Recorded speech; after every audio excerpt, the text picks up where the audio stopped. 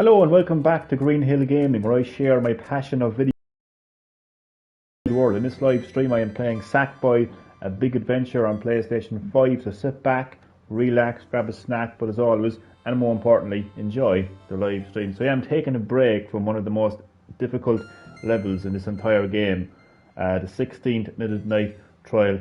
Taking a break from that, and instead I'm going to be playing some levels in Wonderplane. So I hope you all enjoy the live stream. The live stream which I'm now going to, as I always do, so I can interact with my lovely viewers. Right now. As I always do. There we go. The most important part of Green Hill Gaming is my lovely voice, of course. Joking, of course.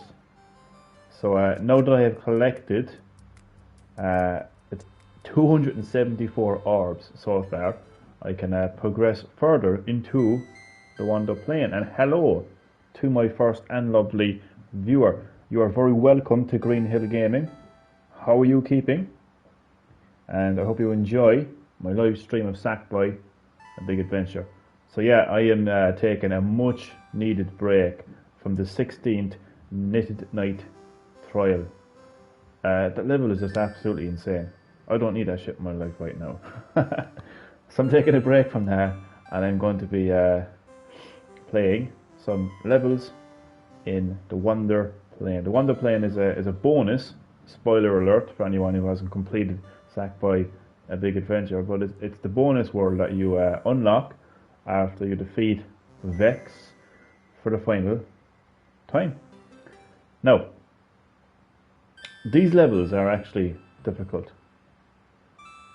So I may be taking a break from a very annoying and difficult level in the 16th Midnight Trial. However, these levels are going to be fairly challenging.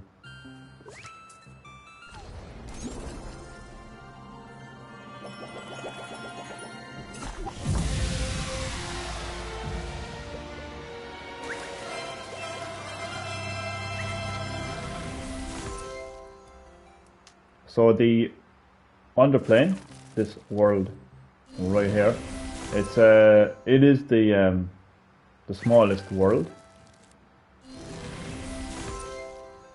of the entire game, and in fact the levels themselves are actually pretty short as well. Like, as you can see, you only need to collect 3 orbs, but it's the difficulty that makes the Wonderplane what it is. The what you call it, the OCD and perfectionist in me will start with this level here, because I consider this 1, 2, 3, and I consider this 4. Is what I'd be saying if you had enough dreamer orbs. Sorry. Alright, Scarlet, I'm only 1 dream orb away, so chill.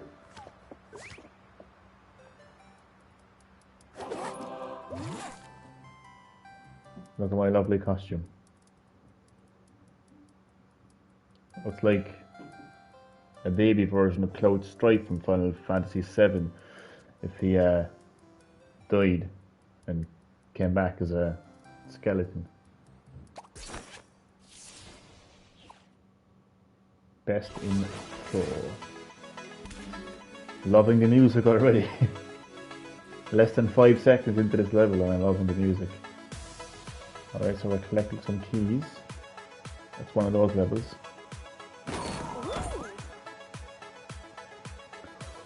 Okay, I'm gonna go left first.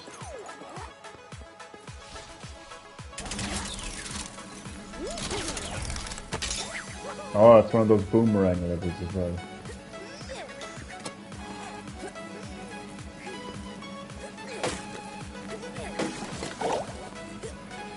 I hope this level is not as hard as the first level in Wonderplane, to be honest.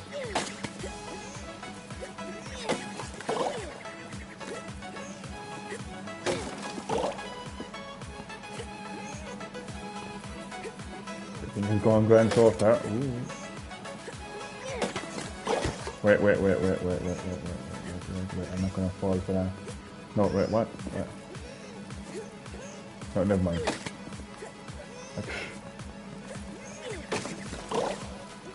There's definitely something up there. But I know it's fine. All I have to do is.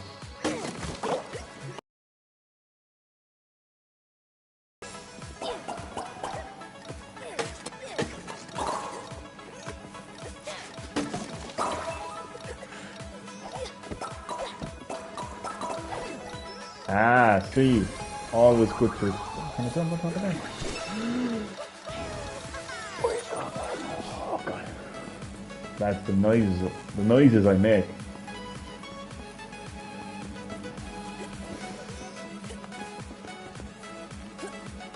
It would be great now if I got a perfect run on this level first time around.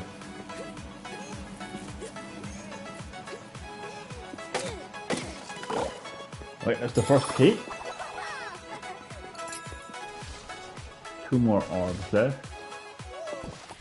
Oh god, I need 4,500 regular orbs to what?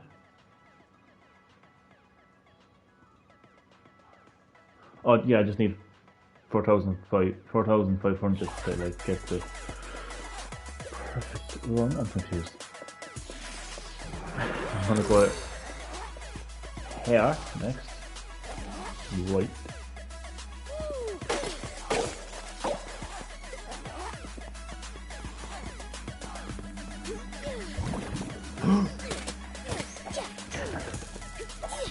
Oh my god. Oh sweet Jesus Christ. Wait, what? Oh.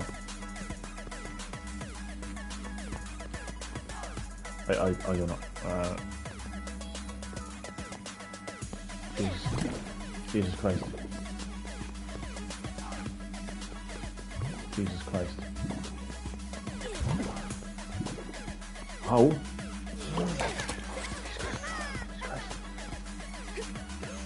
Your nerves?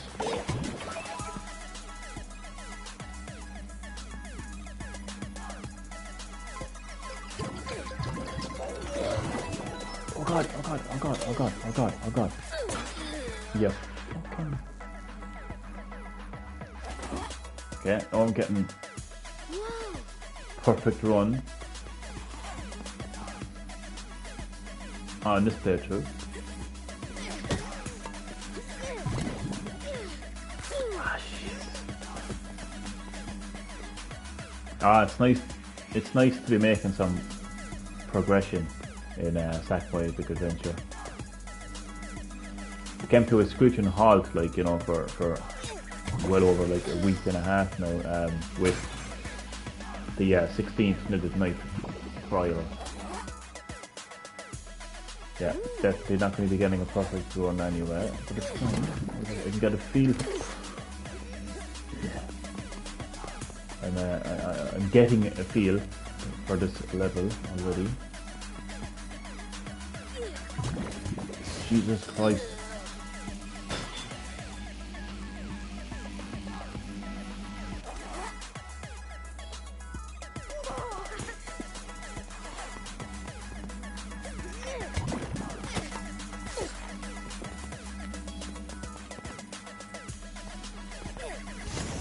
Oh my god.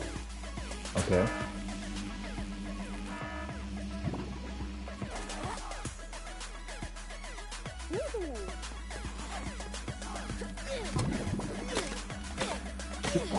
Game glitched. Nah.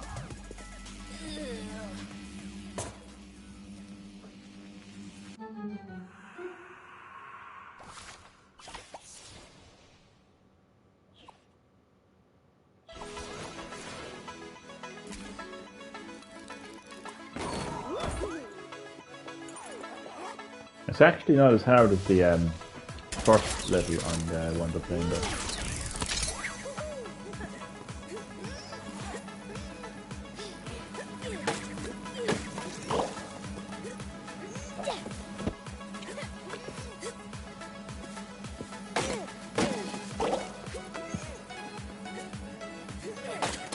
So yeah, at least I'm making some progression now in the game.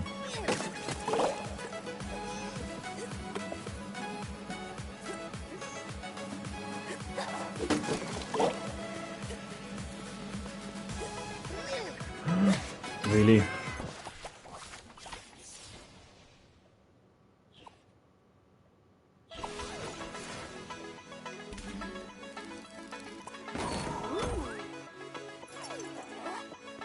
All these years later and I'm still raging at platformers.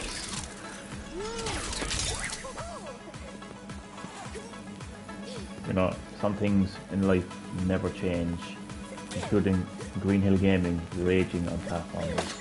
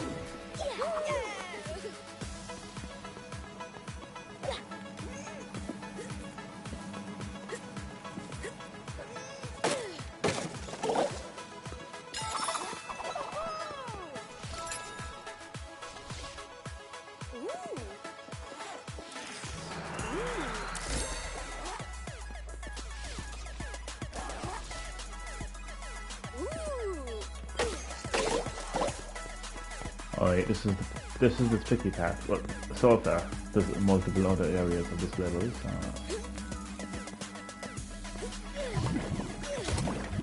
Okay, that went well. I can't time this properly. I know something.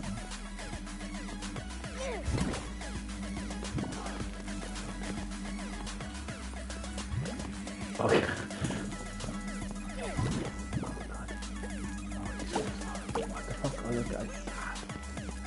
I need to... Jesus.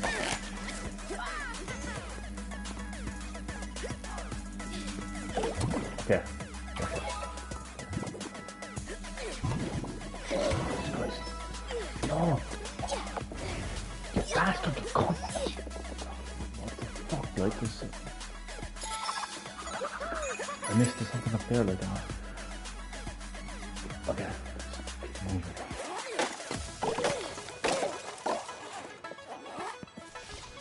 There was a thing I needed to activate there, but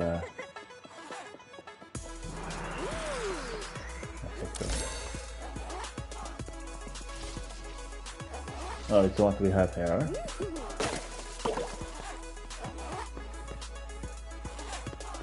Right now. Okay. Lads, I'm not gonna lie, I underestimated how tired I was before I went live. So bear with me. It is one of those live streams where Green Hill Gaming is absolutely exhausted, his vocabulary is gone to shit. He goes quiet for like 10 minutes, and when he opens his mouth, it's just a lot of gibberish. And I wasn't reciting the lyrics to Snoop Dogg. Doesn't even forgot about Trey, so no.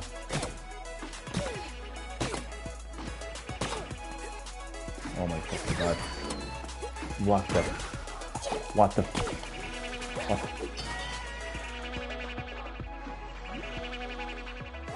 oh dear god.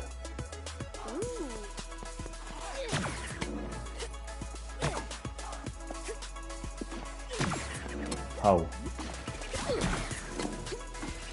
I don't get this. I'm just gonna hit it every single 2 seconds.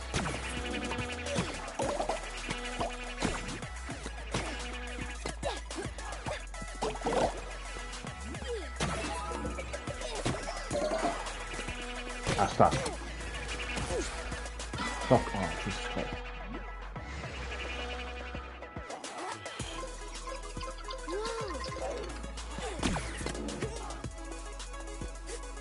These are very clever levels. Like, they're short, but they're so difficult. You're going to be spending a lot of time on them. Clever moves in the city.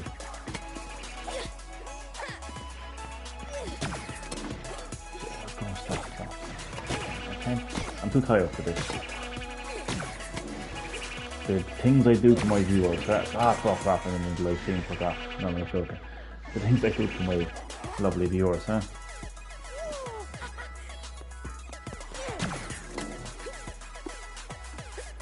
You know, I think what I need to do in future, before I go live at night time, well, any time, to be honest, but particularly night time, is to do like a tired test, is to see like if, oh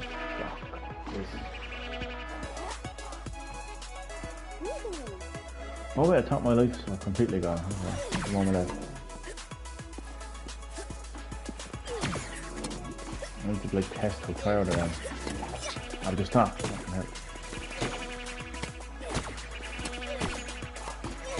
This is like crossing a traffic light. You know, those traffic lights that like you literally don't even get to cross the fucking road like before the fucking lights go again. This is what it's like. Jesus Christ, like. You get kind of fast, like, you know, let alone cross the fucking road, like. Stop. Oh, this is not normal. Right, I'm going to start to get that.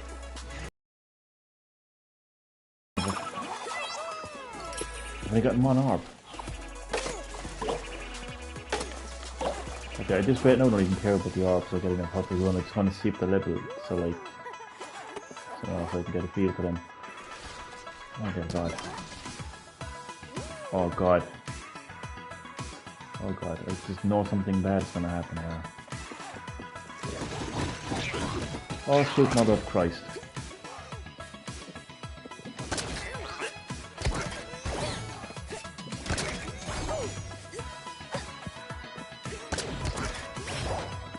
Oh.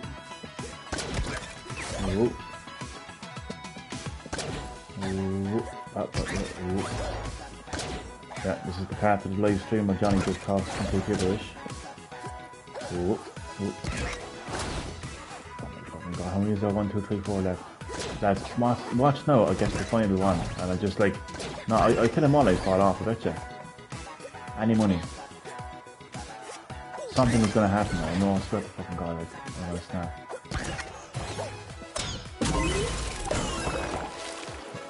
Was my orb? Okay. That's nice that they got a key, like, where's my orb? 2 more orbs left. Okay. I definitely missed an orb back somewhere. But where am I now? Where next? So 1 key remaining and 2 orbs remaining. That's not good.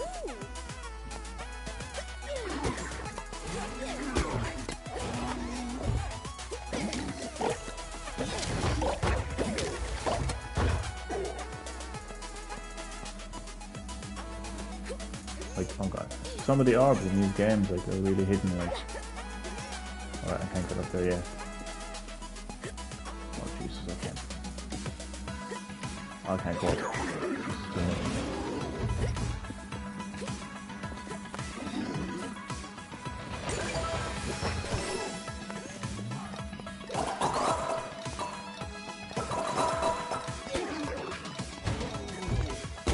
Stop. What are you doing?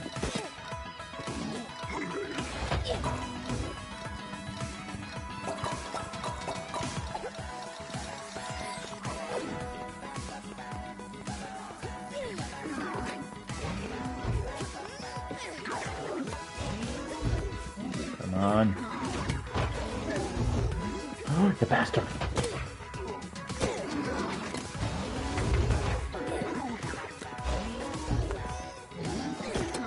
Oh my god, these look like these platforms. They look like oh god, these little cakes I used to have years ago.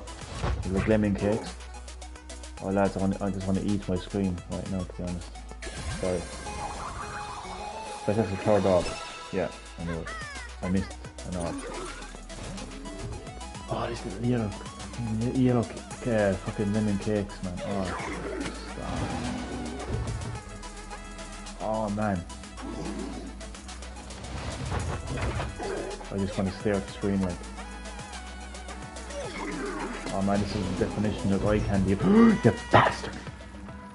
The level is gone.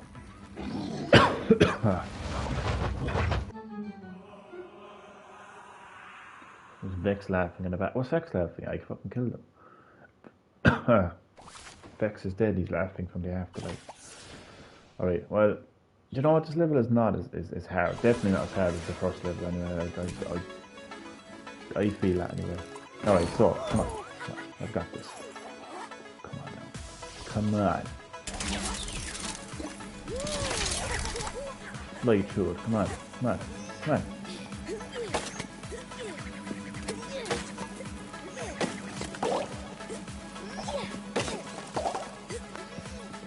Oh boy. Oh.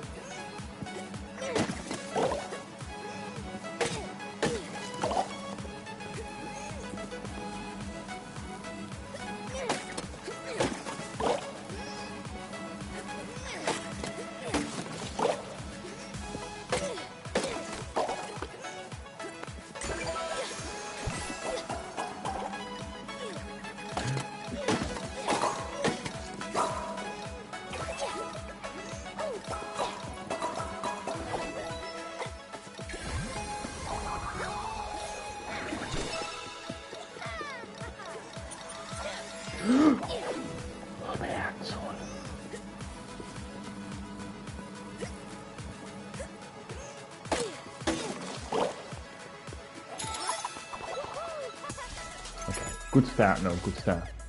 Right. No. This area, I think. This is the area where I messed up.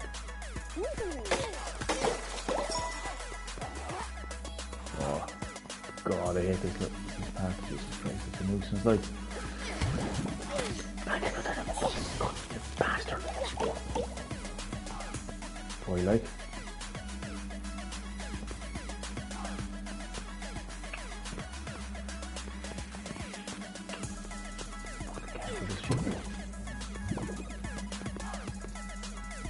Ah, lads, I can't. This is annoying.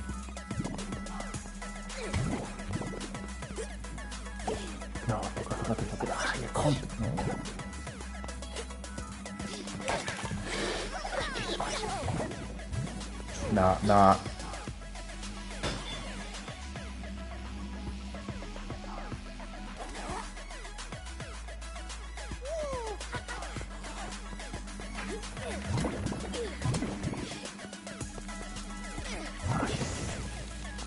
One. Oh, this is the fucking one that's like. Oh, on your cunt. Yes.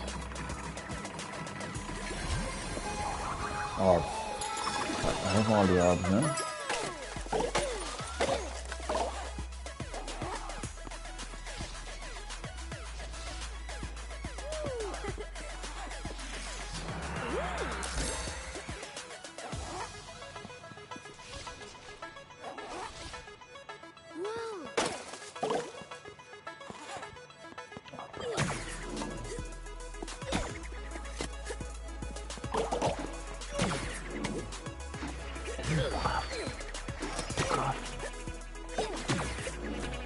What do you mean?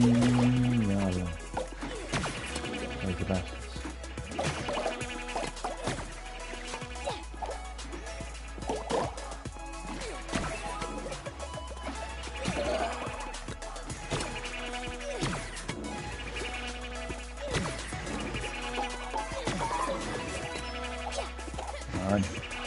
Pokemon Direct tomorrow, Elbow Cup. Mr. Chad Middleton, welcome to Green Hill Gaming. How are you keeping, Chad? How did your day go? I should say, how's your day going? Because it's evening time in your neck of the woods. Chad, you're very welcome to my Sackboy A Big Adventure live streamer. I'm taking a break from one of the hardest levels in the game, the 16th Midnight Trial Challenge, to play a slightly less difficult level, just to make some progression in the game. Yeah, seeing that, I'm like, I've never really been the biggest Pokemon fan, to be honest with you, Chad. I have gotten into the series over the years, but I'm not as big of a Pokemon fan as I would be for, like, let's say, like Mario, Animal Crossing, Resident Evil. I'll give it a watch.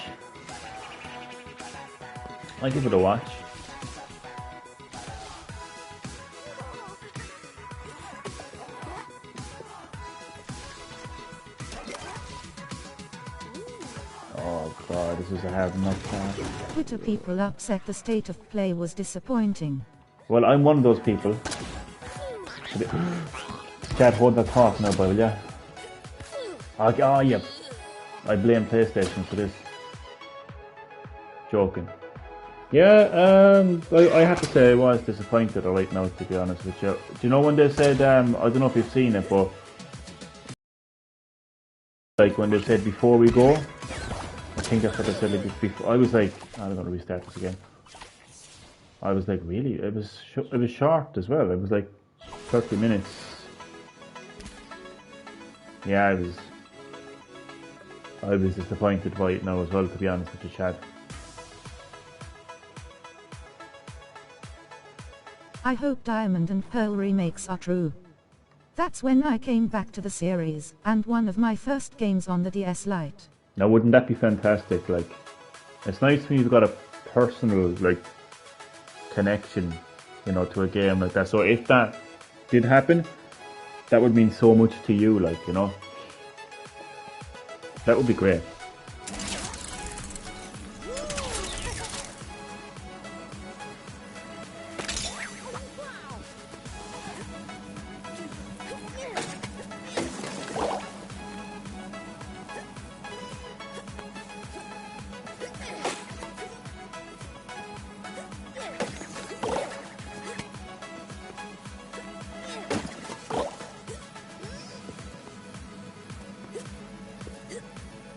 Oh, Chad, I've got a feeling I'm gonna be stuck on this level for the whole stream. Watch. I'm telling you, man.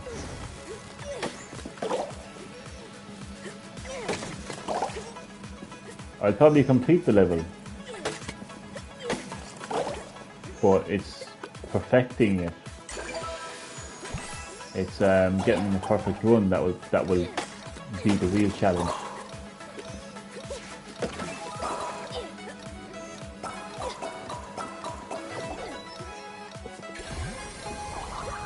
Chad, I will say, the best part of the PlayStation State of Play, for me anyway,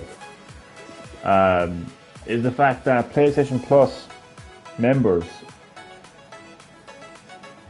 will be able to get the new Oddworld game, Soulstorm, for absolutely free on PS5. That's a free game, and it's not just a free game like Fortnite. I read that Sony is dwindling down games from their Japanese studios for more Western games. I did come across a headline like that right on my Facebook newsfeed. It's fantastic. Free game. I mean, this is Oddworld we're talking about here. Like, this is a really good game. It's a new game as well, and it's free. That surprised me. I didn't read it properly originally. I thought it was if you have the PS4 version, you get the PS5 version free. I didn't take too much notice of it. And then I was scrolling through my Facebook newsfeed and I realised that PS5 owners who are members of PlayStation Plus will get the game for completely free. I was like, Jesus, that's fantastic. Yeah, I did read something about that. Sony are, as you put it, dwindling down games from the Japanese studios. I'm not happy about that at all, to be honest with you. But thankfully, the studio that made Astro's Playroom are still intact. Thankfully, like, is that Sony's way of admitting that they don't have a market in their home territory? Because that's not good.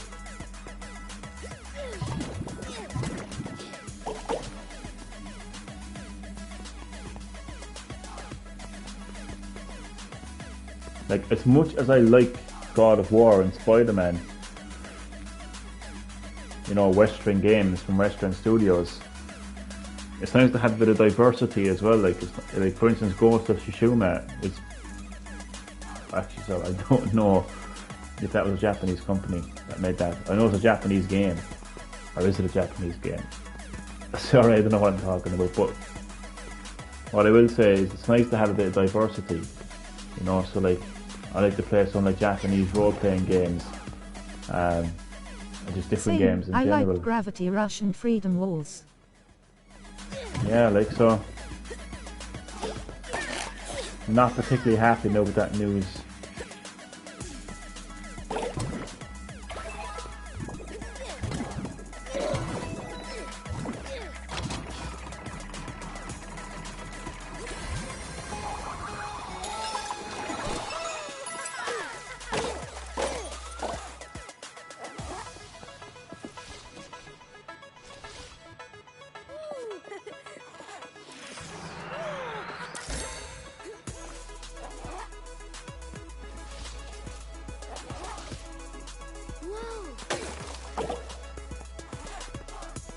Oh, hello God, Johnny and Chad and Damien, section. when he does come on low.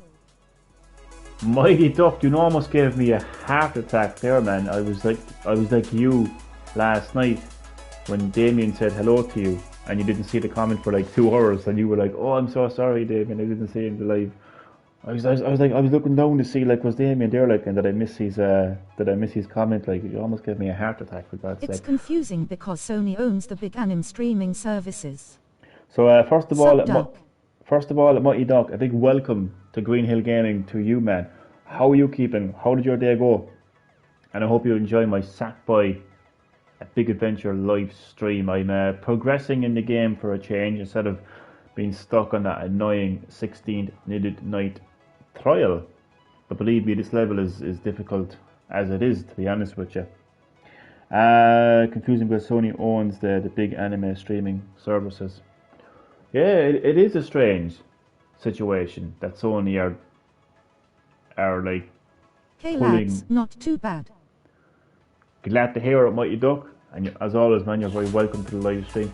It's a strange one that Sony are like kind of like, you know, cutting down their support for their Japanese studios. It's a strange. I don't know how else to put it. It's a strange one.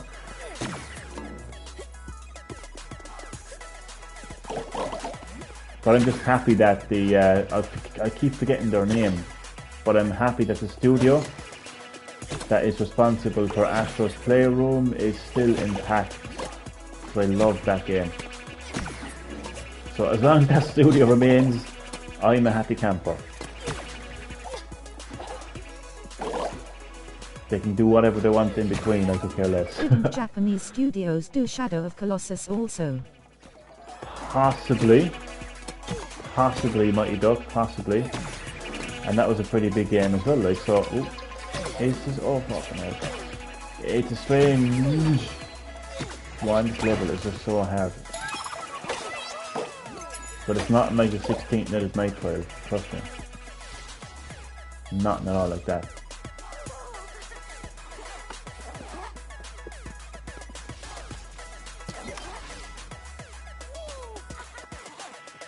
Oh God, I can't. Jesus. God.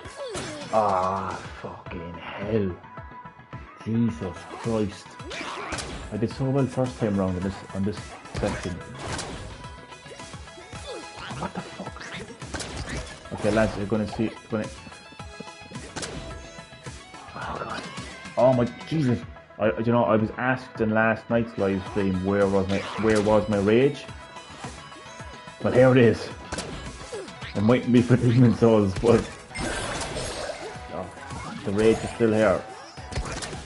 So tell me why the new name for the Final Fantasy Remake PS5 version, it's so confusion. This is not part 2 included, isn't it not? Okay, probably good topic. I'm going to replay this level because I'm probably this level is probably going to take up the entirety of the live stream. That's a very good question and point there you brought up, Mighty Duck. So it's not part 2 of the remake. It's DLC centering around Yuffie, if I got her name correct.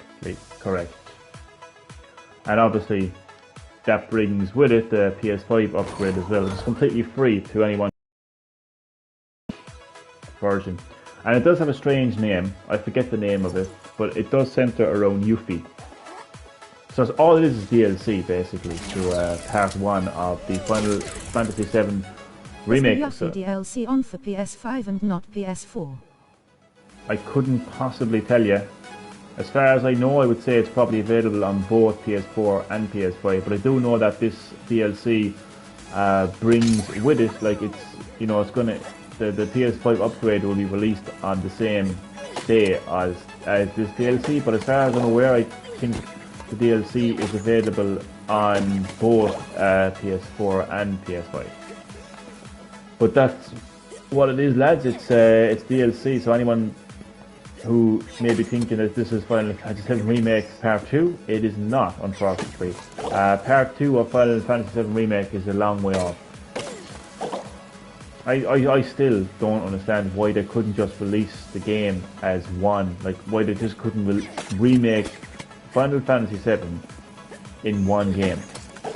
Like, why they decided to make it multiple parts is just... They should have showed the PS4 differences, to instead comparing the original PS4.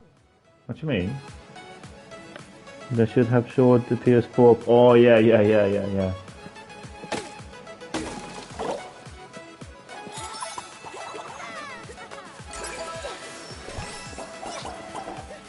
I do think it's very impressive, like, how far... yeah, Square Enix is all over the place with making games. Well, they've just released 2 mobile phone versions of Final Fantasy VII, and one of them is a battle royale, and I just feel sick to my stomach looking at it, to be honest with you. I do think it's very impressive to see, like, how Final Fantasy VII has improved over the years. Like, you know, visually it's great to see it, but I think I'll just prefer the original always.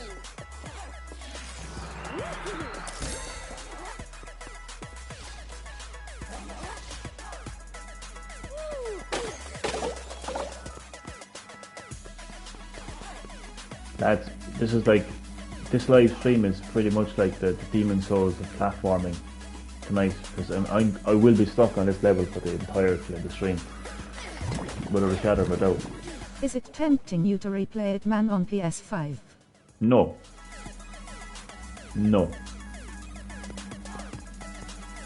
And that's not me like being like, you know, a little angry toddler Johnny, like, you know, who's throwing his toys out of his pram, you know what I mean, like, or he hasn't had his bottle today. This is me honestly giving a genuine, honest answer to a question. It's not tempting me at all to replay it. It doesn't feel like a remake to me. It feels like Crisis Core. It feels like one of those like spin-offs. That female character reminded me of the Smash character reveal last week in Xenoblade. Did it? That's Yuffie. She was in the game, like she was in the original.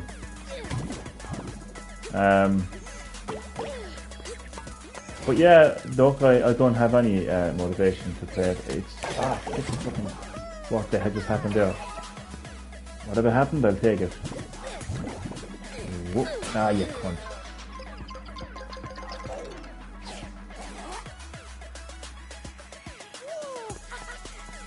I suppose, long story short, I just prefer the original.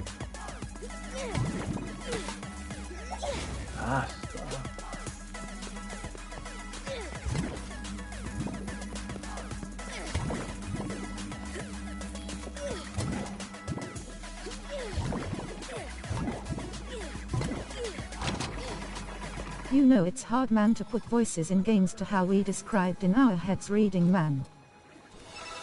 I actually do think that's actually one of the best things about the remake, actually, is actually finally putting a voice on Barrett and finally putting a voice on Cloud and all of the... You'd always have in your head what these characters sound like, and I have to say, like, they did do a great job with the voice actors. I mean, I think it's a great game. I just think the direction they took it, like, you know, maybe they shouldn't have called it said a their remake. Call of Duty game won't fit on the PS 4500 gigabytes now. Damn. I always had a deeper voice in my head for Barrett. To know why. I found him pretty... I found his voice pretty deep in the remake. Jesus, man, you must have had, like, some really fucking, like, deep voice in your head, man. You must have had fucking Morgan Freeman in your head, man, seriously.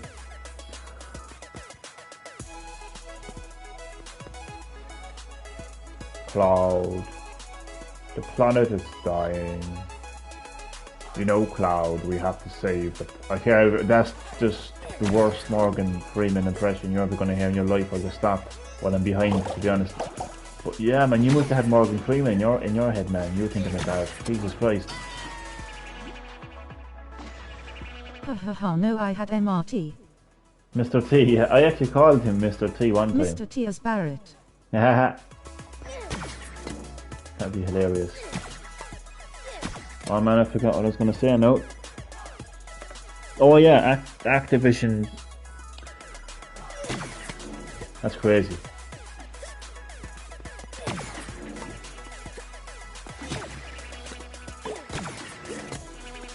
At least they're telling people anyway, you know. They're giving them the heads up.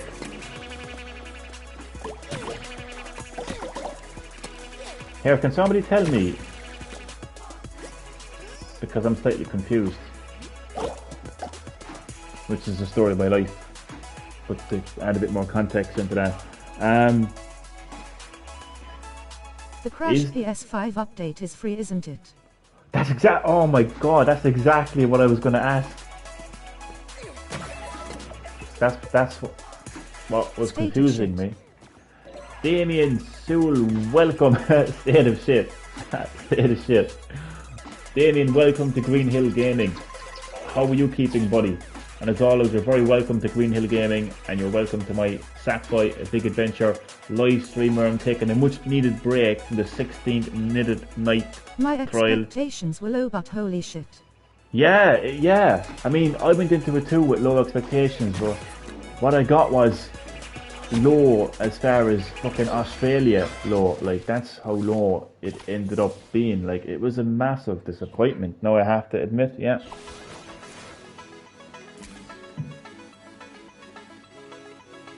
So yeah, man, in this live stream I am playing some levels in the Wonderplane to make some progression in the game for a change, even though I've been stuck in the same level for almost an hour now.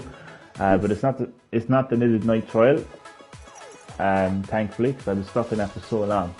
So I hope you enjoy the live stream, buddy. Stay the shit, man. I love that comment. It was very short as well. I was expecting it to be like at least like 45 minutes. It was surprisingly short. Like when they said, "That's it. I'm no longer a fan of PlayStation. I'm switching to Xbox, where they produce great games and treat their fans with respect." I'm disappointed no PS5 remastered for The Last of Us to elbow cup. Phil Spencer would be delighted now with that comment. Disappointed that PS5 remastered, blah. I forgot the stage, not because of that. Damien, welcome to Xbox. Phil Spencer would be delighted that he has one more fan.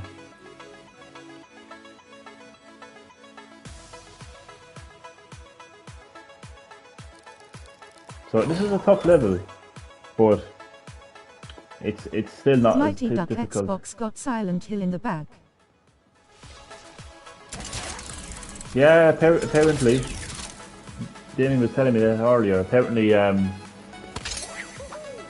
what did you say it was again? There was some company that's eyeing up Silent Hill, and Microsoft are thinking of buying them out.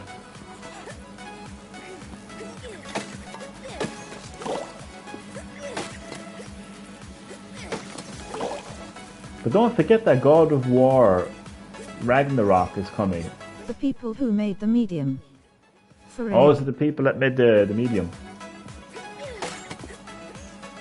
Nothing confirmed yet, Chad. Nothing confirmed. It's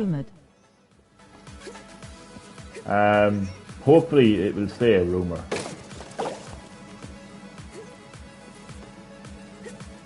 But there's still a lot of great games coming to PS5, and it's important to remember that. I heard this man for a long time. Or Silent Hill is not coming at all, elbow cup.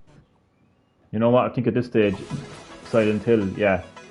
I just think we need to put Silent Hill out of our minds, to be honest with you, because it's been rumoured for so long, it's been leaked for so long, it's, you know, it's been spoken about for so long, but it's never actually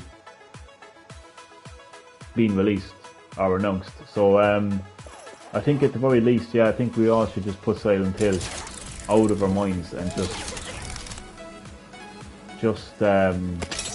you know, get excited for the games that actually got announced. Not particularly at tonight's state of play, but just in general, like God of War Ragnarok. Just know that there's going to be a Spider-Man 2 coming out. Yeah, Far Cry 6. There's so many great games coming to PS5. Silent Hill will be a mobile game, elbow cup. Chad, I will hop on the next plane and I will put you into Silent Hill if you don't be quiet.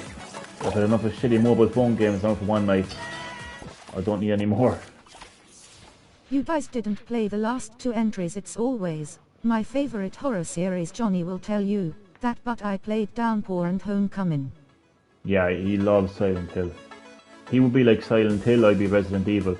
But I like Silent Hill as well. Shadow Memories was my first major entry into the series. I mean, I did play a little bit of Silent Hill, classic Silent Hill over the years, but Shattered Memories was the I game have that them really on the 360. I remember you playing them actually, yeah. I remember you playing them. Yeah, I love myself some Silent Hill, I do. But Mighty Duck is like your old school kind of like hardcore Remember Silent Hill Condemned, fan. Oh, do I what? That game was just twisted, man. Is that the one with the prisoner on the bus that crashed? I think so. Not to condemn, no, but that was one of the Silent Hill games, yeah. Whatever happened to it? I know, yeah. Good question. Maybe it ended up in Silent Hill. I know, I'm fucking... Oh, I need to concentrate on this level.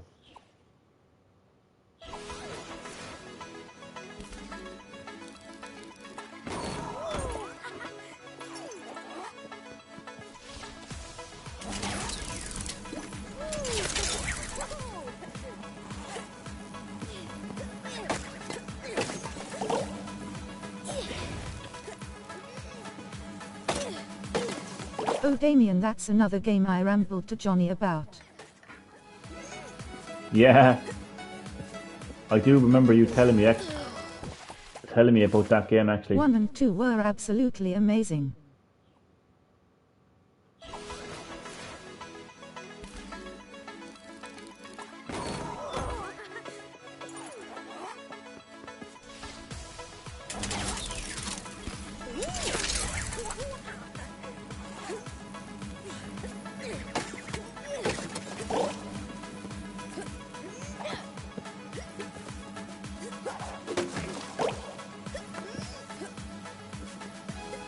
Whatever happened to the Fear series also? Fear? That's another one. There was a Siren as well. No, Forbidden Siren. That was on PS2. I remember playing a demo of that. It was I had it hooked to my hi-fi stereo at the time home alone in Mum's house. That game scared the crap out of me. Oh man, I could imagine. It's one hell of an experience. That is one hell of a horror experience right there, man. Holy shit. Fear went dead man after Fear 3, I think. Oh, okay.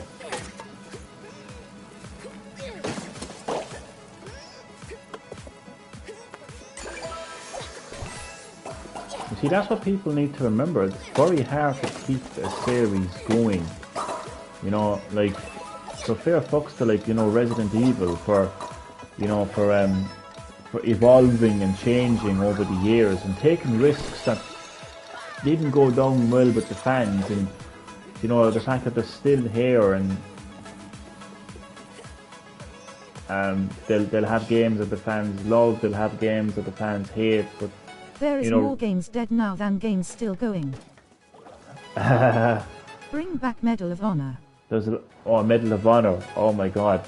Myself and Mighty Duck had fun times playing a Medal of Honor game on the Wii back in the day. Medal of Honor Heroes.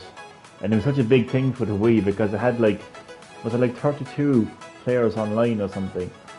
And it was such a smooth experience as well. Like, it had motion control, such smooth controls. The online was grand as well. Yeah, God, that brings back some memories.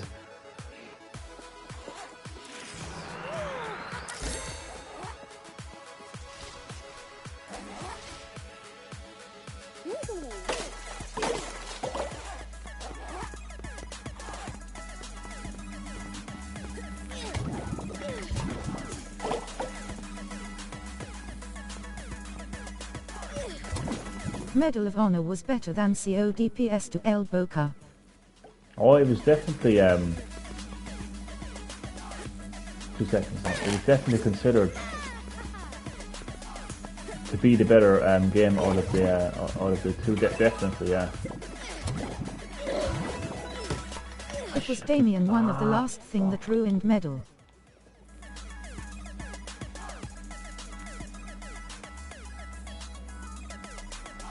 One of the last things that ruined Medal.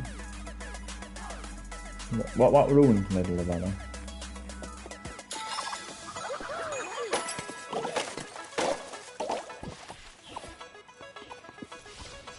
Of Honor was America wouldn't allow the Taliban be in it. I had the trilogy pack on PS2. I remember actually hearing about that. Was there a Medal of Honor trilogy on PS2? I was never really into war games, to be honest with you. I just found them to be very boring. I never had any interest in them. But they released the last game the same time as Battlefield. Oh, yeah, that's right, yeah.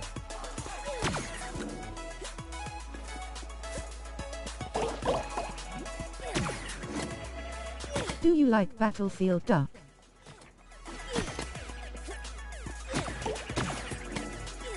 I played a bit of Battlefield. I played Battlefield... Sent it out to die. What game did I have? I played Battlefield Hardline, was it?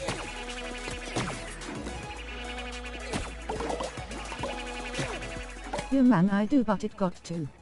I was like fucking Johnny Rambo playing that, man. I was like running right into the enemies, man. No fucks given. Difficult online.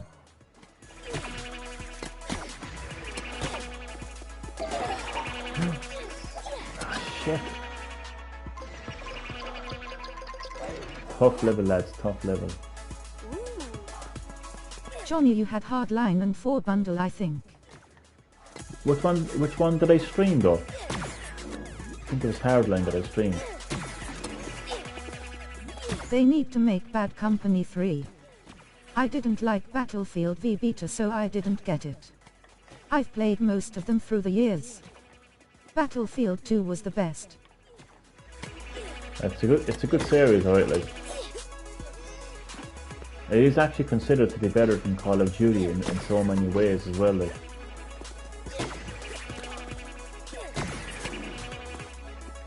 Like, it's considered to be the more, like, mature series in every way, like. Oh my god, this level. You know, I first went into this level like thinking it'll be grand, like, won't be too bad. And then I soon realised it's going to go on those It's levels. proper warfare if you want to call it that. Yeah, yeah. It's very authentic as well.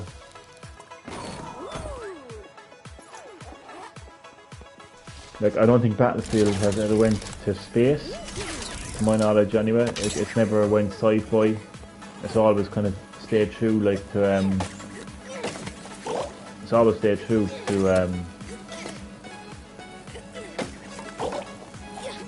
like, real kind of like wartime. See, Warzone has a 60v60 or something face with tears of joy. 60v60, man, that's insane, isn't it? That's 120 people on the screen at the same time, like this. They have 2 comedy games, Mental. 1 and 2 were so funny. Acting in a war game was a piss-take story. But online was just unreal. They had Vietnam DLC. Yeah.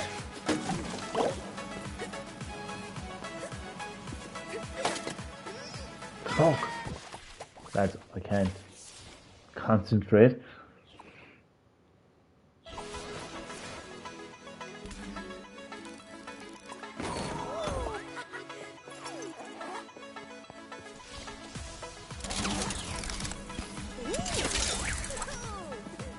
I still play it on Series X. Tom Clancy Rainbow Six Games, Elbow Cup. Drop in and out. It's good if you still play them. Tom Clancy Rainbow Six. It's a classic, actually. That goes all the way back to PS1, I'm sure. It actually does, actually, because I was, when I was going through the list of games on the PlayStation Classic Mini, Rainbow Six was actually included into it. So, a real classic.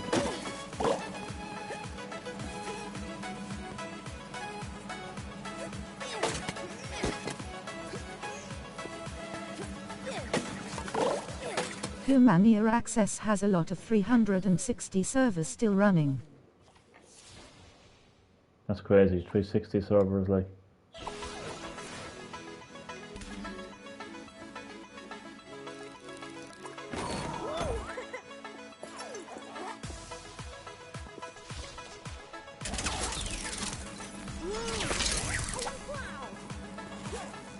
Xbox 360, sorry, not what computer says, lol. Oh, I know what you meant, 360. I knew that you didn't mean like that it has 360 servers. I meant, no, I actually knew what the computer voice meant. I know what you meant as well. Like 360 as in the Xbox 360. Not actually 360 servers. Haha. That would be hilarious.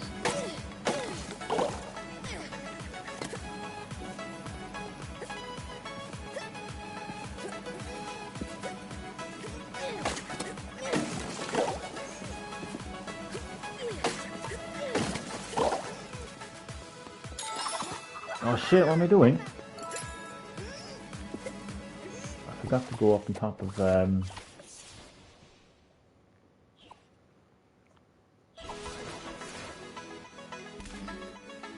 lads, I'm tired. The state of play has bored me.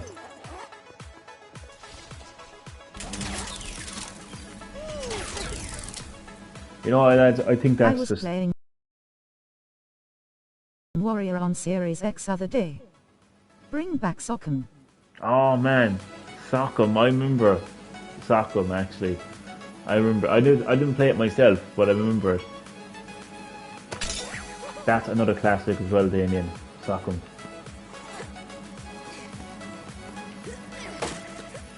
Now, am I saying it correctly? Is it Sockem or Sockem?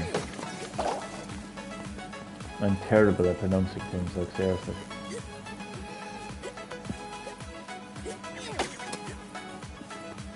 Sockem. Oh man. It's Sockem, isn't it?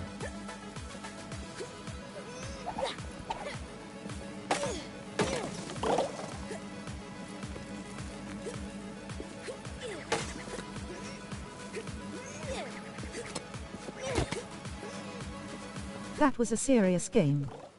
Oh, definitely. probably one of the PS2 most. correct.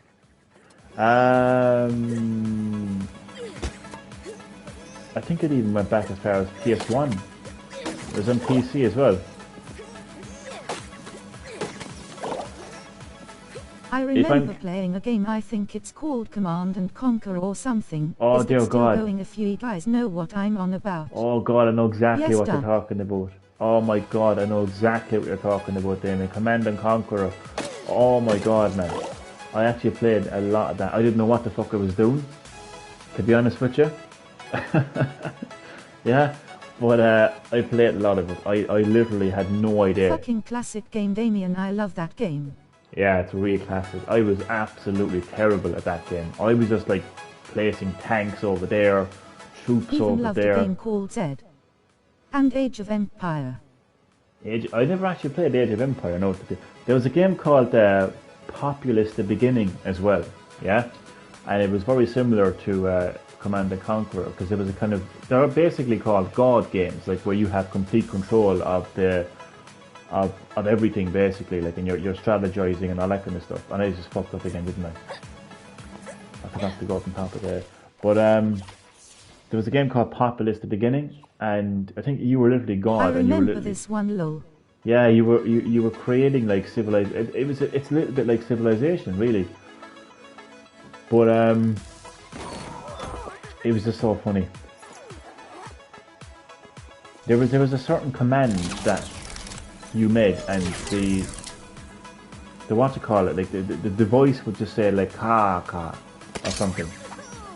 And it sticks to me to this day, like, and I just did it over and over again because it sounded so fucking funny, like ka. I mean, but like, yeah. Twisted Metal, Elbow Cup. Twisted Metal as well. Oh my God. Sport tried to bring this kind of genre back, but only worked right on PC. Yeah. I'm that away. Twisted Metal. I played a little bit of Twisted Metal. That's getting a TV show, Damien. Is it getting a TV show? Jesus.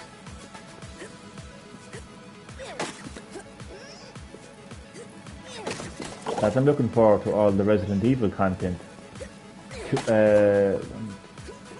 No, there's actually going to be 3 Netflix. Apparently there's going to be 3 Resident Damn. Evil Netflix Netflix series. or something I read yesterday. Mental. But did you know that it's rumored that Alice, like the Alice character in the Resident Evil movies, could actually be returning for a Netflix series? No, at the moment that's only rumored, but it is confirmed that there will be 2 Resident Evil Netflix series. One is animated and one is live action, and then of course there's the Resident Evil reboot movie. So I'm hyped for the amount of Resident Evil content coming. So much.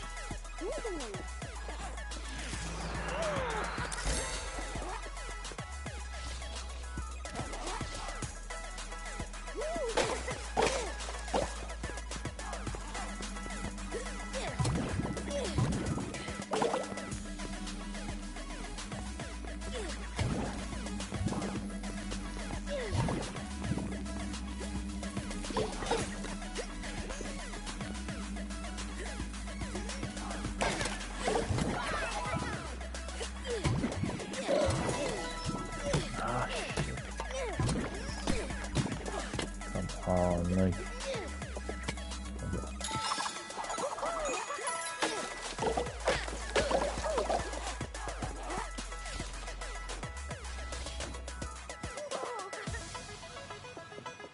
That's the joy of Raze, though it's so many stories, it can tell from lots of angles.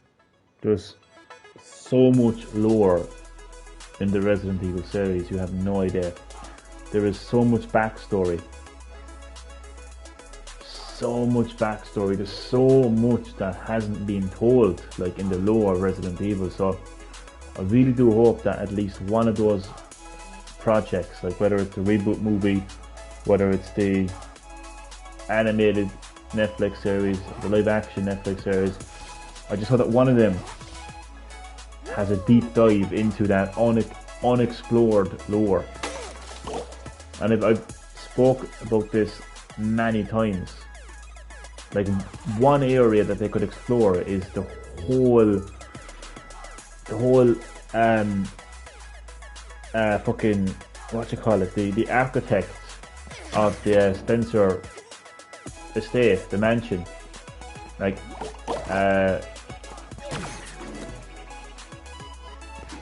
I'm not forgetting his name. How embarrassing.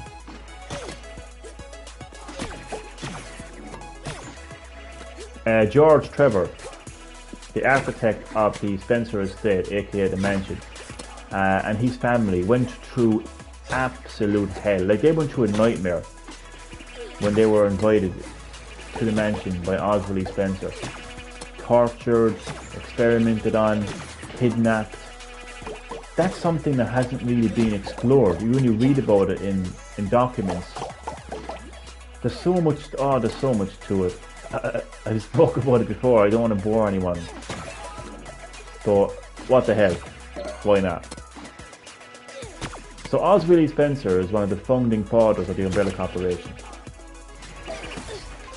The pharmaceutical company that... Splinter Cell on PS2 as well, Chaos Theory also, but fell out of it afterwards. Splinter Cell. I was more of a Metal Gear Solid fan. A friend of mine was mad into Splinter Cell and he would play it and I'd watch him play it, but I was never really into it as much. How can I forget Smackdown, Here Comes the Pain face with tears of joy.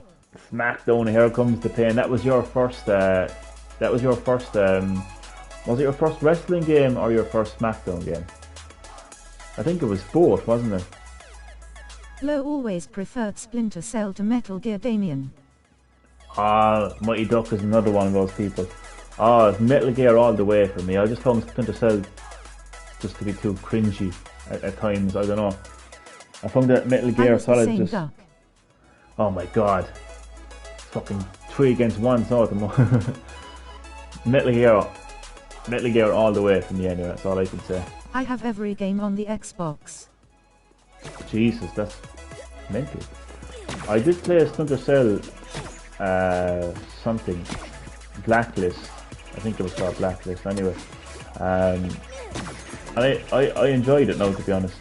I think I don't know if I actually completed it or not. I got to the end anyway. Nice to see I'm not the only one, lol. Oh, you're definitely not the only one. Definitely not the only one, like. But I just personally prefer Metal Gear Solid. Need for Speed Underground was also the best of the series for me. Oh, Don't like the new ones at all. That was a great series. There was something about that series, you know, it just had a certain flavour to it, you know.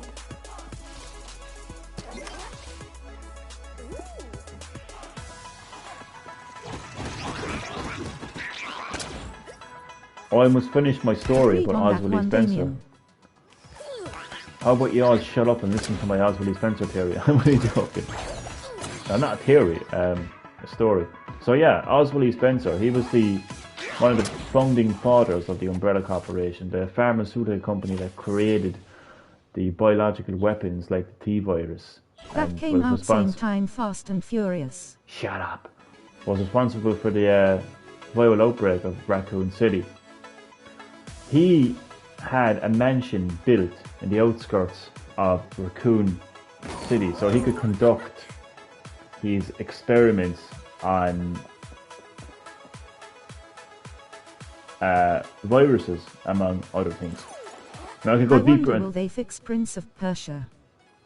I wonder, will we ever shut the hell up and listen to my story? I'm only joking.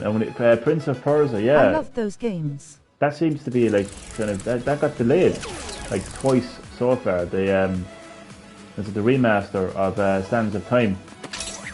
They actually delayed it a few times. The new one is a mess. Mighty Duck, I'll make sure you're a mess now if you don't shut your mouth and listen to me. It's horrible, Duck. Yeah, it is horrible, isn't it, when you're interrupting people? Again, I'm only joking. So he had a mansion built so he could kind of conduct his research in secret. and he had an architect to build the mansion first of all, and that architect was George Trevor. He was a famous architect. He had him build the mansion, and Oswald Spencer had him build all these like booby traps, basically to keep people away. Go. Johnny wants to give us his dream backstory. No, it's the real backstory. This is all official. This is all official, man. This is official lore of the Resident Evil series, man. So, Oswald Spencer wanted to keep people away from the secrets of the Umbrella Corporation. So he had all these like booby traps built and everything. Change the channel, March. So, he mansion was built anyway, and he invited George Trevor and his family to the mansion. And he didn't invite them so they could have a nice hot cup of tea together. He invited them because he knew. First of all, he knew that George Trevor was the only person who knew the secret, so he had to get rid of him. But he also decided to be a nice opportunity to experiment on his family for his biological research. And that's exactly what happened. George Trevor was kidnapped. He eventually died in the mansion trying to escape. And his daughter and wife were experimented on. The progenitor virus was injected into both of them. The wife died, but the daughter survived. The virus was dormant in her body, and she, for years and years and years, survived and mutated. And she actually kind of gave birth to the Nemesis parasite as well, that would eventually create the Nemesis. So just all that backstory. Like, I mean, imagine being trapped in the mansion, right? Imagine seeing the mansion from a completely different perspective, like back in the 60s, and just in a different way, like, you know, like George Trevor and his family trapped in the mansion. Here we were chatting about classic games, then Johnny rambles on about trash called Resident Evil Elbow Cup. You just hurt my feelings. I'm off now. I'm not talking to you anymore.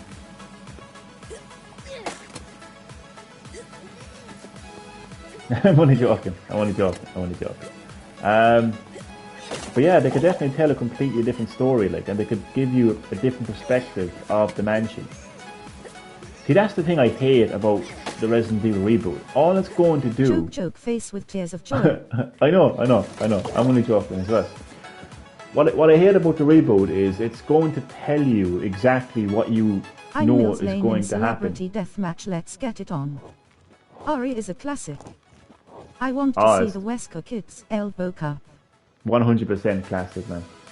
100% classic. You want to see the Wesker Kids? Well, it's still better than a story that you're used to seeing, that you know what's going to happen. Like, we all know what's going to happen in the mansion incident. We all know what's going to happen in the Raccoon City incident. We never really seen the desperate... I forgot about that. Oh, well, I missed a comment. Mills Lane in Celebrity... Oh, Celebrity Deathmatch. I used to love watching Celebrity Deathmatch back in the day. This level. So yeah, just one example of a backstory that they could actually explore in one of those projects. But they probably won't. And I actually mentioned this as well before, like, but you know, if you think of those escape room horror movies, in fact, there actually is a horror movie called Escape Room. If you think of that type of movie and then incorporate what I just said into an escape room type movie, where like George Trevor is desperately trying to not only escape the mansion, but find his family, find his wife, find his daughter, save them and escape the mansion, and expose the secrets of the Umbrella Corporation to the world. So you've got so much motivation, you've got so much determination from, you know, the main character, which would be George Trevor. A story of survival, a story of conspiracy, a story of, you know, like an evil scientist and an evil pharmaceutical company, you know, a story of him trying to escape this mansion of horrors, you know. You tell me that's not good. Do you know what I mean? And it's something we haven't seen in the series. We read a document about it in the remake, but that's about it. Like, it hasn't been fully fledged. It hasn't been fully fledged. Like, you know, it hasn't been fleshed out. Like.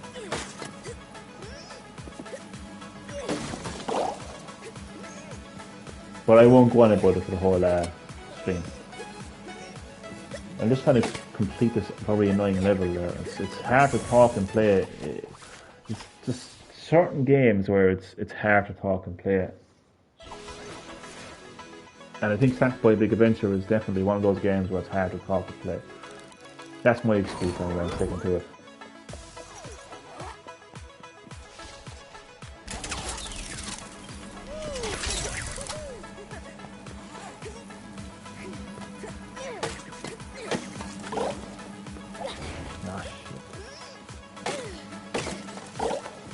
Especially after 1 AM. Oh, definitely after 1 AM. I'm exhausted.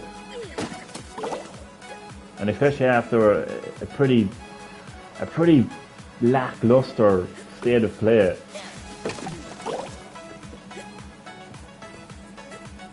I think Damien, as always, put it very well. Like, I think all of our expectations were low. Like, I think we all kind of went into it like with somewhat low expectations. But I don't think any of us expected it to be so basic, like so bare Every game bones. shown Like. is on PS4. Nearly. I don't think you're 100% right there. I think there's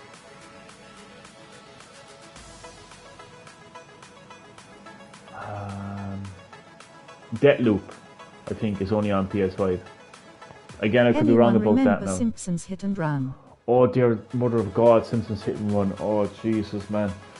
Simpsons Hit and Run. That was and just... the skateboarding one. And the Road Rage one as well. Yeah, Simpsons that's Road timed Rage. exclusive. Oh, is it a time exclusive? Simpsons Road Rage, Simpsons Skateboarding, there was a Simpsons Wrestling game as well. I remember that being shown in Smith's back in the day. But I loved Simpsons Road Rage. I had it on GameCube and it was just so funny, like. But Hit and Run.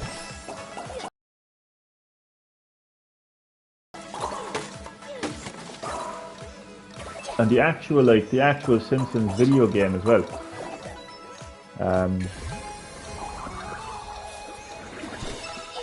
That was really good. Ah, fuck. I need to stop replaying this level because I feel like I'm gonna glitch the fucking game. I think that's what happened when I came across the game breaking bug first time round. I kept replaying the level, so I'm gonna concentrate now. I had the Simpson game was so hard, but VRS Space Mutant. Do you know what, Mighty Duck? I still can't figure out which Simpsons game I played, and it's wrecking my head. Like I'm having a Mandela effect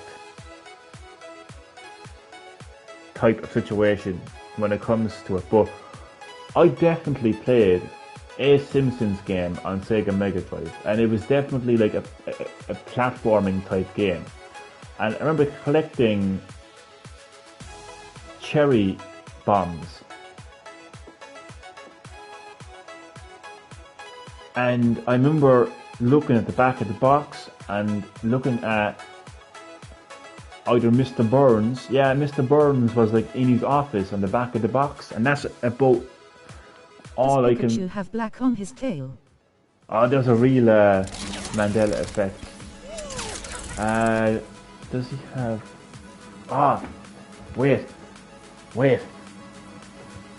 I'm looking at him right now. Where's his tail? He, doesn't. No. Buzz Nightmare or the same one that was on the NES? He just has a bit of brown at the end of his tail. He doesn't have any. Does Monopoly Guy have a monocle? I'm going to say no. Bots. I'm going to say no. That's Nightmare. Rockstar parent company Take-Two centered McCarter the GitHub modders, community for a project of the classic Grand Theft Auto games on the Switch. Well, there's a lot of information in what. Wait, no, what? Rockstar's parent company, Take-Two, sent, what's that called again? The cease and something to the GitHub. I don't even know what these people are, but they're models anyway, for a project. You know what annoys me about this situation? I'm going to pause the game, and I'm going to make this... It's a no, but I went through a Mandela effect on that one face with tears of joy. I would have ceased to exist. I would have too, if I hadn't actually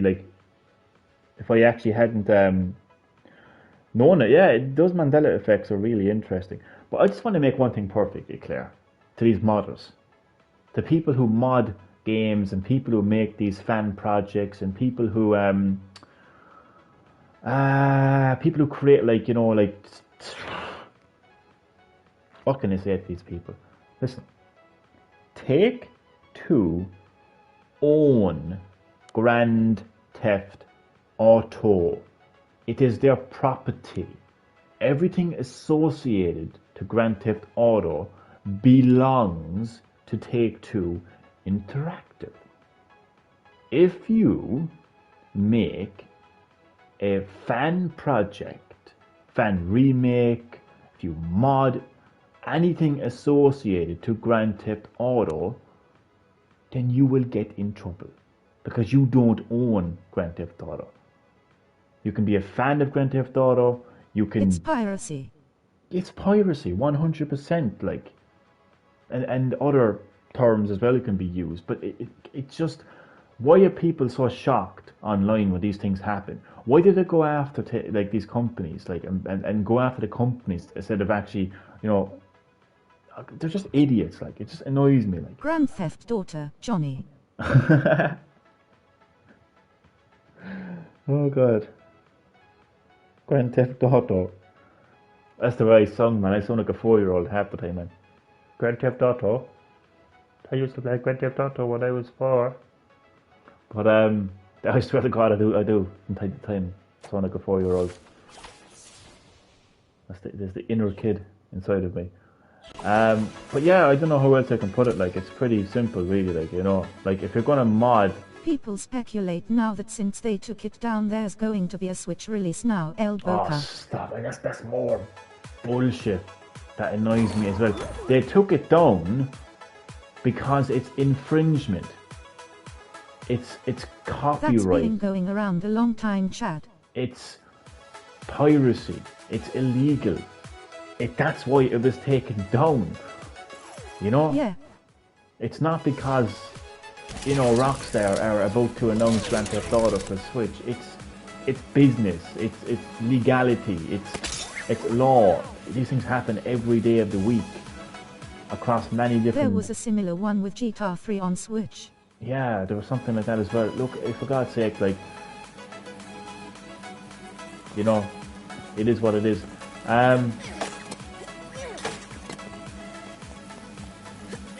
It annoys me when I see the reaction though from the so-called fans. Bring GTA 5 on Switch so they can take their time on GTA 6. No, keep GTA 5 away from Switch. Just keep GTA 5 away completely. Just make GTA 6. I don't want GTA 6 to be like Cyberpunk 2077 El Boca. Oh, that's going to be used. Like, so many people are going to use. All joking aside, like, so many people are going to use that as a way of defense for GTA 6 not being. Watch Johnny pop off here. Oh God. I'm gonna constrain myself. Is that a word? Constrain. Contain. I can't even talk right now, it's too late. Forgot about Bayonetta 3 El Boca. Yeah, forget about Bayonetta 3. It never happened. Oh yeah, but can I just talk about this situation again? Just round it off. 3, 2, 1. The Steam is not a kettle, lol. But like, Jesus, like there's nothing wrong with the Grand Theft Auto community to express their love of the Grand Theft Auto series. But do that by playing their games. Do that by streaming their games. Do that by sending a nice email to Take-Two and Rockstar saying we like Grand Theft Auto. You know, if you're going to go to extreme lengths, then do a bit of fan art of Grand Theft Auto and post it to their social media or send it to them, you know, through the post. But if you make the decision to create an intellectual property, don't send death threats, Elboka. And that too. But if you're going to create an intellectual property, if you're going to create like a fan project of Grand Theft Auto 3 and put it on Switch, and you're going to use the name Grand Theft Auto, and you're going to use characters, and you're going to use assets from Take-Two and Rockstar's games property, then don't be surprised when Take-Two Interactive and Rockstar Games come knocking on your fucking door and saying, hey, you know, you better fucking making sure to cease to exist. You know, don't be surprised. You know, and it's the same too with actual piracy. It's the same too when all these ROMs and you know, like people who like put up like old retro games, like all the Nintendo games and Sega games and PlayStation games, and people download them, and then like, you know, Sony, Nintendo come along and take them down, and the fans are like, oh, typical Nintendo, typical PlayStation. Like, what the fuck? What are you talking about? Like, you don't own those games. You haven't paid money for those games. Jesus, like, they don't belong to you. And if you haven't paid money for them, they don't belong to you. Jesus Christ, like, it just amazes me, like, what people think they can do these days, and like they're like, what did I do? Idiots. That costume Sackboy has on looks like Cave Story character right now. Really? Man, a lot of these modders are skilled enough to make their own games. That guy that worked on Metroid Project got hired by a game company. Yeah, but then fucking work for Rockstar Games then. Do you know what I mean? Like, yeah, they're skilled. Definitely, there's no denying that. They're definitely skilled. Just a little dance. Plot twist. Panic Button was trying to port it, Elboka. Panic Button was trying to port it. Well, if anyone is going to bring GTA 5 to Switch, it would be Panic Button. But to be fair about it, like, it wouldn't be that hard because it's a PS3 game, and it's actually using like the engine of you know, like GTA 4's engine. It's been used in, you know, a lot of GTA games and Rockstar games. Yeah, like from a technical perspective, it wouldn't be hard to bring a PS3 game to the Switch, you know. So yeah, like, what am I saying? Like, I'm acting like this is a PS4 game here, like, you know, like, it would be a walk in the park to bring GTA 5 to Switch. It's a PS3 game. I think it would be a cloud version. I don't think it would be. It's a PS3 game, Chad. It's a PS3 game. Even with the online, it's a PS3 game. There'd be no problem putting it. If it didn't fit in the cartridge, right, then they'd make it online. And I don't think anybody would have a problem with that, because the game came out 8 years ago anyway. Like, you know what I mean? I don't think anybody would have a problem with downloading it. But as far as it running on the Switch, as far as like... No way, Chad, wouldn't need to be. It would not need to be a cloud version. Not a hope. Hitman 3 makes sense to be a cloud version. Control makes sense to be a cloud version, you know?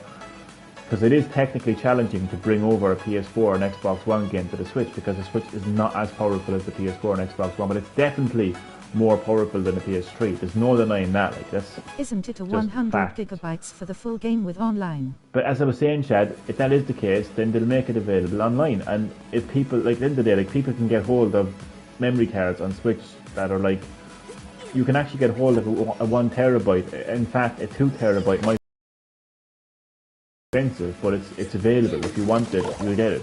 So I don't think, again, I'm just pointing out, like, from a technical perspective, it's not impossible to port a PS3 game to the Switch. Yes, Chad, Elboka. It's my favorite game, Elboka. But like, it wouldn't be hard. No, it wouldn't be hard to bring a PS3 game to the Switch.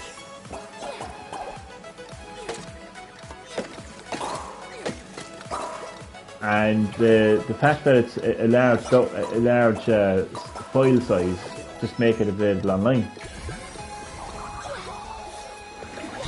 Anyway, I couldn't give two fucks about GTA 5 anyway because I don't fucking want it on any fucking console right now. It's 8 years old, for fuck's sake. I'm not interested in whether a fucking 8-year-old game comes to Switch or any fucking console for that matter.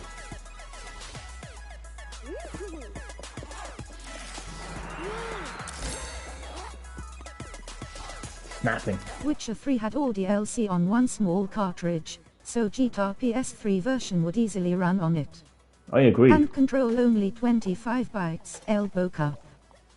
Yeah, control is reasonably small download as well, like, so I just think I think the reason for, you know, cloud version of control is because it's just easier from a technical perspective, you know,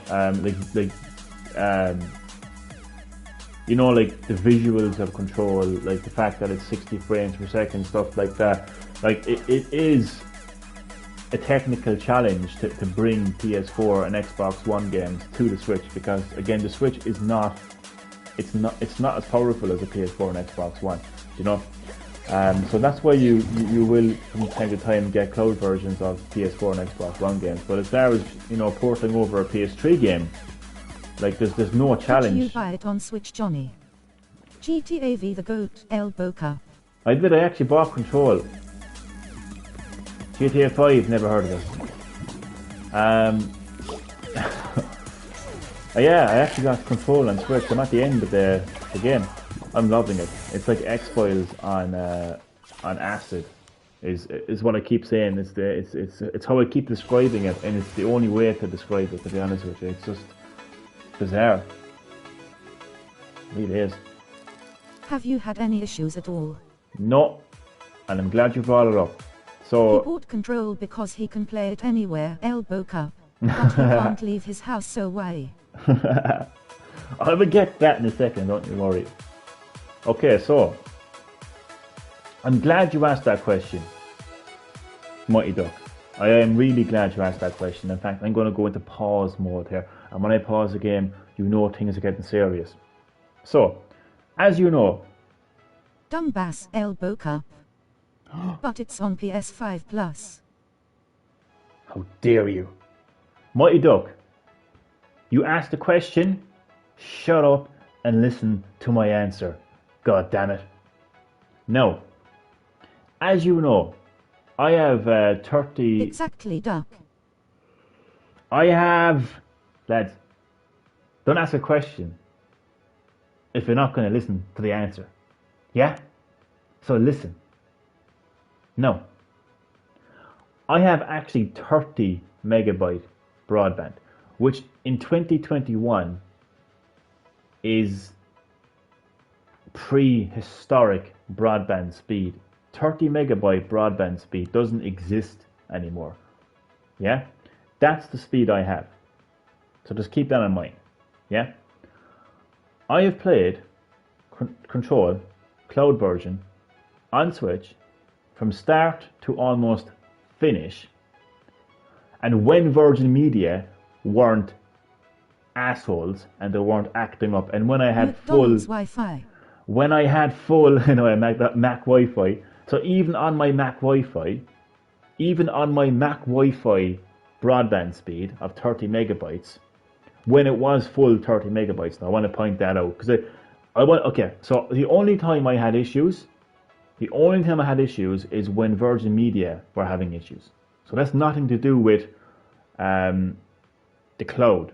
That's down to Virgin Media. Okay? But when Virgin Media were fine and my broadband speed was fine, I had no issues.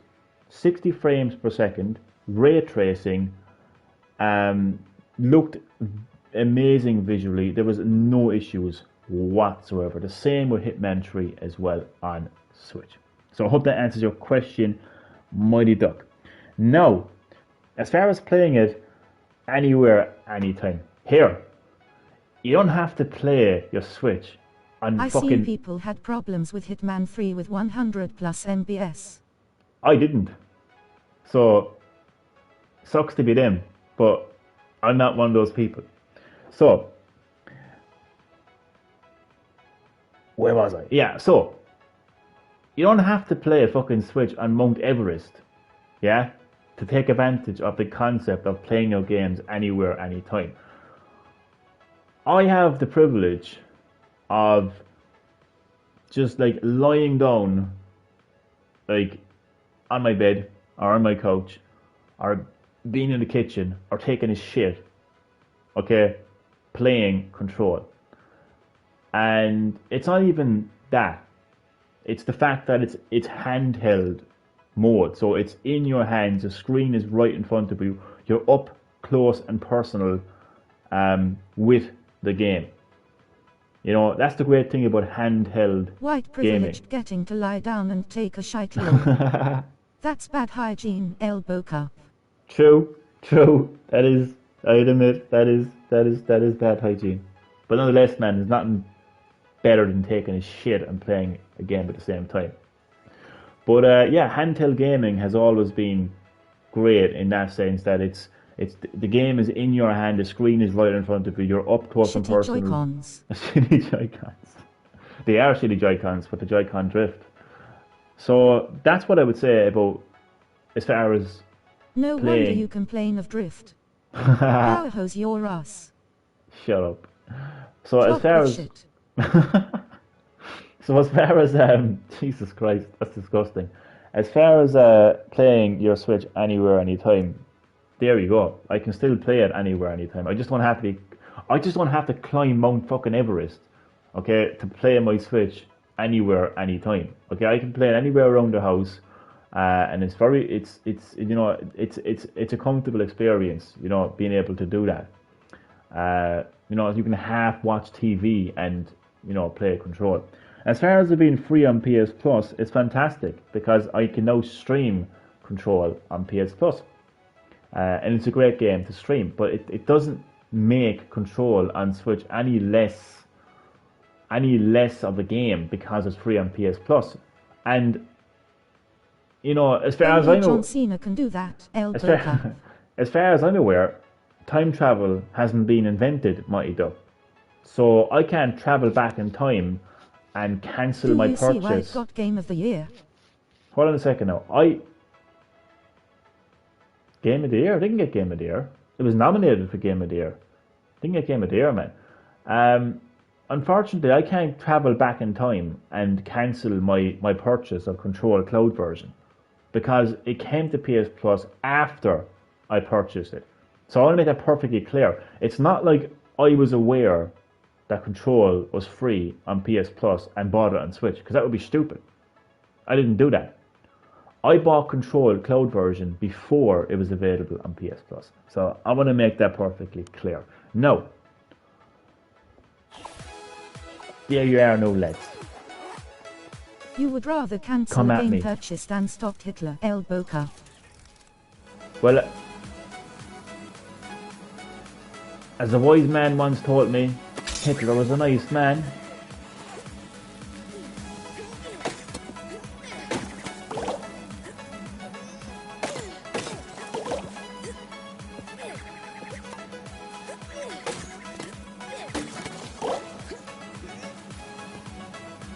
He was a nice man.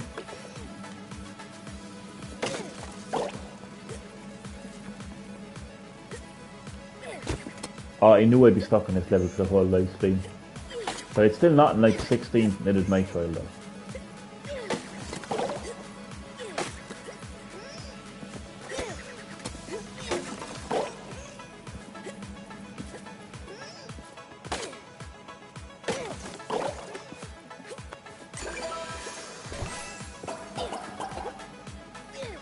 Ah, fuck. Yo, why no PS Plus March games? Strange one, isn't it? They're completely skipping When March. we got an update for what's coming in April, lol. Well, lads.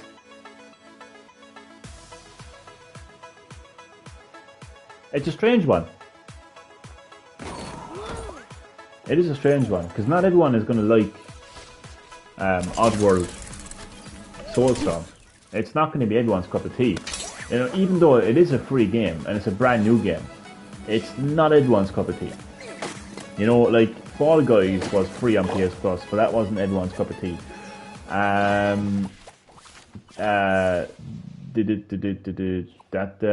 thing, That game looks amazing.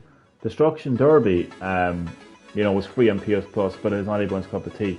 There'll be games that will be free on PS Plus that won't be everyone's cup of tea. Like, I mean, let's say, like, the latest Call of Duty becomes free on PS Plus. That's the one I was thinking of. I said Destruction Derby. Destruction All Stars. Thanks, Damien. Thanks.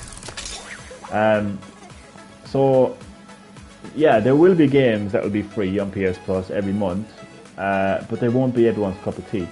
So it is kind of a strange one that they've skipped the entire month of March because of that big game in April. You know? What comment did I miss there again? Sorry. No, it's just so weird we didn't get an update. Since it's the last Wednesday of every month they announce it. Knockout City EA free-to-play Elbow Cup. Some people are saying that they're going to be skipping March. 3 of us should play it some night for a laugh and Johnny can stream it. I will say though, the Oddworld, I'm hyped for Oddworld Soulstorm because that is just classic PlayStation right there. Like, you know, the memories of me playing the demo of Oddworld Abe's Odyssey, man, earliest memories of me playing PlayStation, you know. So it's just such a classic PlayStation game, and I'm hyped for it, yeah. And it's free, so I think it's great.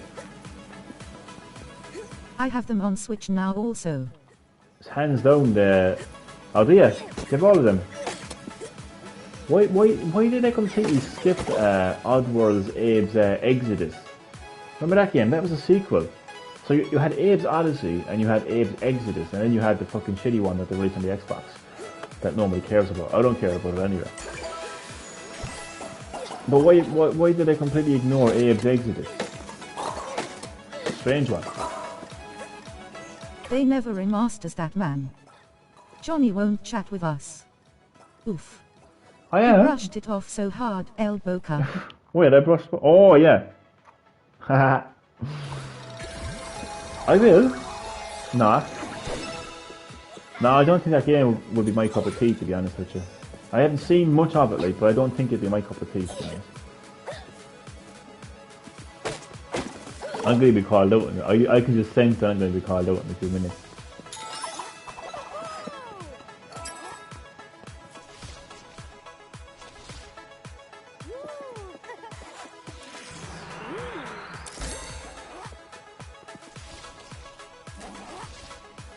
They're changing it from €70 to €20 actually when it leaves PS Plus. Says the man who bought Who Wants to Be a Millionaire lol. Says the man who paid €80 for a special edition of The Legend of Zelda Hyrule Warriors for a goddamn scarf. No, Damien, I got him. Isn't that right, Mighty Duck?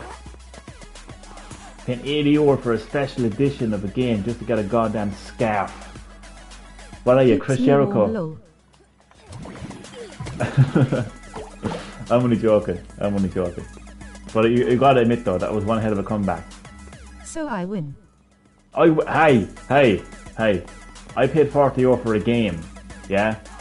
You paid €80 for a special edition of a game just so you can get a fucking scarf. I fucking win. I think we can all agree that I win. Come on now.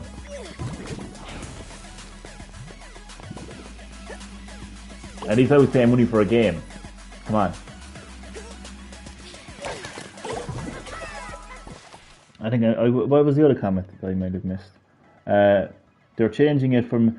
Jeez, actually €70 for that game though is crazy. But at least now it's going down to €20. Scarf is essential low. Duck win, Elbow Cup. Fake millionaire at what cost? €40, Elbow Cup. There's still a game though. In the cold, haha. I don't care. I win. And that's it. I'm declaring myself as the winner. No chat. I win.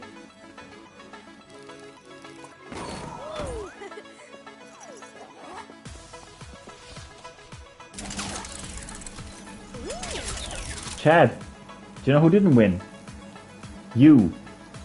When I beat your ass in Mortal Kombat 11. Remember that, Chad? And in Smash as well.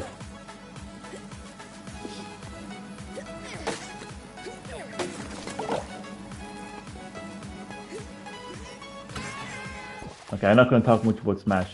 In case I get called out from my experience on Smash.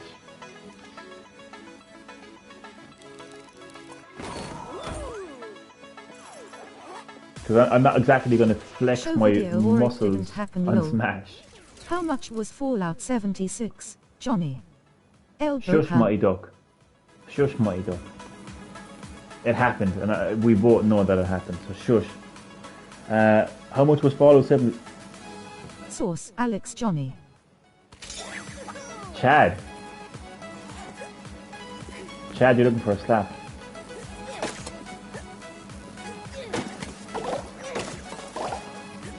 You've actually made me speechless, you bastard. Ha ha ha, Chad throwing shade, I love it.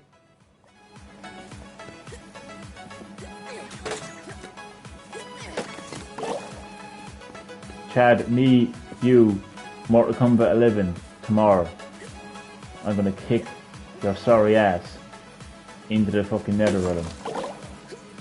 I'm telling you, man, I'm not playing around. I am actually going to annihilate you.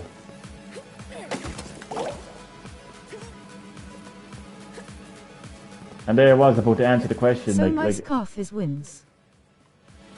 do you know what? Do you know what? Do you know what I'll do with those New scarf now? 1v1 in Overwatch. Do you know? And you 1v1 in Overwatch. Elbow cup. Oh, I'm good at Overwatch. I'll slaughter a lot of you. I will slaughter every one of you in Overwatch. Or can you one? I don't know if you can 1v1, but I'm telling you one thing. If you can, Fallout 76 and Millionaire lol woo. I'll slaughter all of you. Now let's get back to your scarf, Mighty Duck. Do you know what I'll do with it? I will wrap it around your neck. I'll strangle you.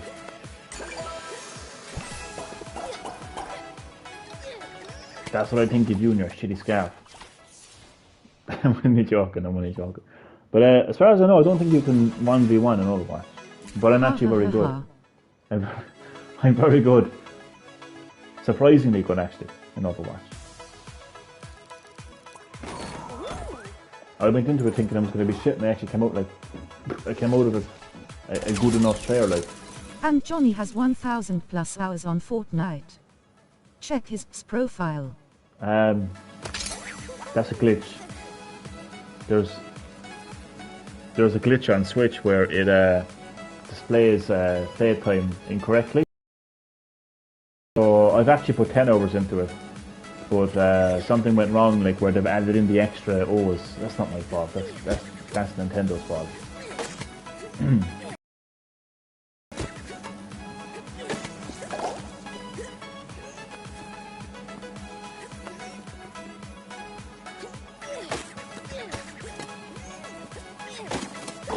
Wait, you played on Switch?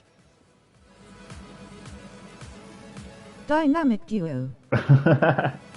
Yes. I played it mostly. I was only joking about the playtime as well, by the way. It is. I think it's probably the same time on Switch, to be You honest. sure did lol.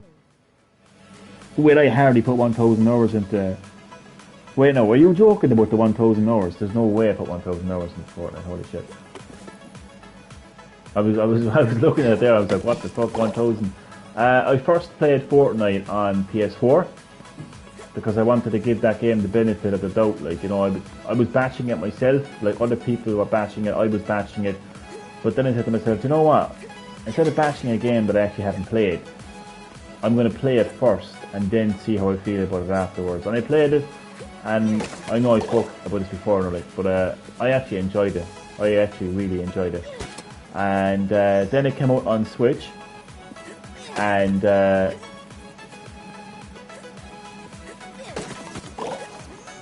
Benefit of the doubt. Real reason. that is the Face real with reason. tears of joy. That is the real reason, man. There was no other reason. That is the real reason why I Absolutely forced. What? No, no, no, agenda. no, no. What? No. I wasn't forced and there was no hidden agenda. I played Fortnite first on PS4 because I wanted to give the game the benefit of the doubt. Then it came to Switch and I made... Gun to his head, elbow car. Like, I'm not gonna, like... I'm not exactly calling anybody out here, right? So, I don't know why I'm so fucking scared.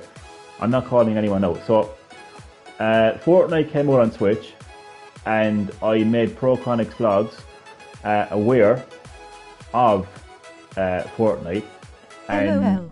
on Switch, and we played Fortnite together. Not well, maybe scared is a strong word to use. Like, but I just whenever I mention someone on my channel, I feel like I'm calling them out. Do you know what I mean? Like, and I don't want V-Bucks for the truth. I don't want a repeat of last night's live stream either. Like, so I'm just kind of careful. To play with Jacksepticeye, elbow car. No, Chad. So anyway, back to my story. So when Fortnite was announced for Nintendo Switch and released on Nintendo Switch, I made ProConix vlogs aware of it. I told them that Fortnite was on Switch. Elbow car.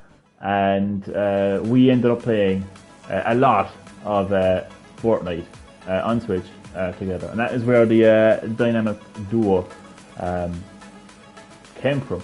And we played some on PS4, and then basically I just lost interest in Fortnite, and I just stopped playing Fortnite, and that's pretty much it. So yeah, so I started playing on PS4 because I wanted to give it the benefit of the doubt, and I played it on Switch because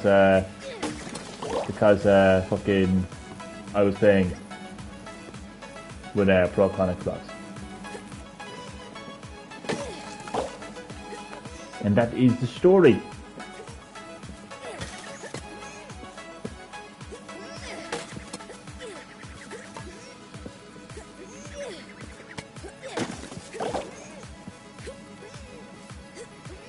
Where's Saints Row 5 elbow car? Oh, Saints Row 5 needs to get announced. That's another game that needs to get. Did I miss any comments there?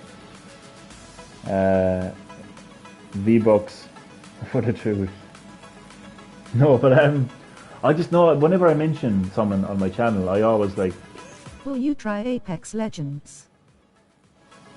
Apex Legends. Well, it's free, so I don't know. I mean, like, I suppose I could, but I don't have any motivation. I don't want it to be like C. Yeah, I know you were telling me that last time as well. Yeah, it's kind of. The series has really kind of evolved into something very bizarre, to be honest. So hopefully now it will kind of stay true to its original concept. But yeah, whenever I mention someone on my channel, I don't know, I wouldn't use the word scared, but I feel like I don't want that person thinking that I'm calling them out. Like, I don't want them to just tune into the live stream and they just hear their name mentioned and I'm like, hey, I got number 4 on Switch for a $5. For a $5, it's a bargain. That's a bargain. And the last time that I mentioned him, it sounded like I was calling him out because all I was doing was he said to me that he was gonna.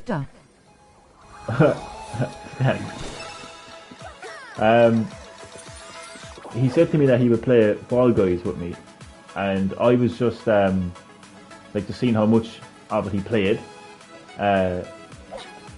And I was going through his trophies, and I was just having a laugh. Like, I was just like having a look at what trophies he had. For refund quick. And I mentioned his name, and then boom, he was in the live chat, and I was like, oh my fucking god!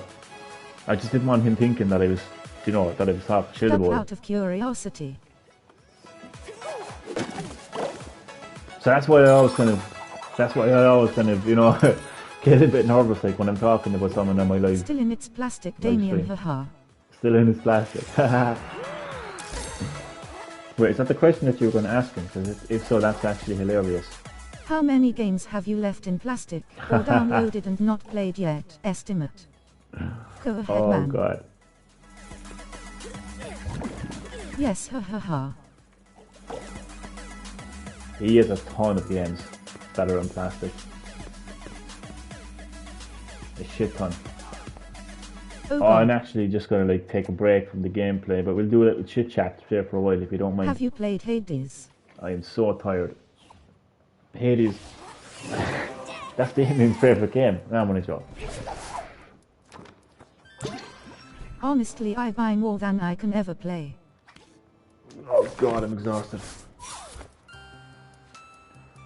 So I really need to time this now properly, so Yes, I love Hades. I actually haven't played it, to be honest with you. But I'll chat away there for the next 10 minutes and then I guess I'm asleep in the live stream and return to it over the weekend. So I'm too tired now to play that level. It's a tough level. So as you can see, there's 3 levels here.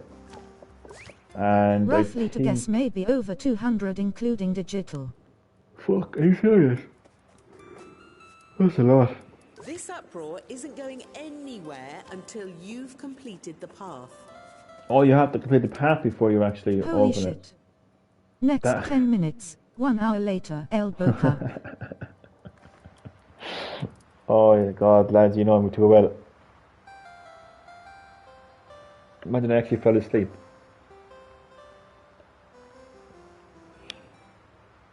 And Chad, I wasn't joking either, man. I challenge you to Mortal Kombat tomorrow. I'm telling you now. I'm going to be on Mortal Kombat 11 tomorrow and I'm challenging you. I'm guessing cause I have so many on original Xbox I rebought. Did you ever fall asleep on the headset to someone lol? On the headset to someone. Not the headset, no. Not the headset. That would actually be funny, to be honest. You actually did one time, didn't you?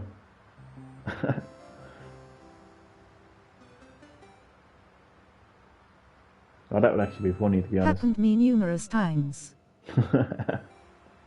Oh man, I could imagine.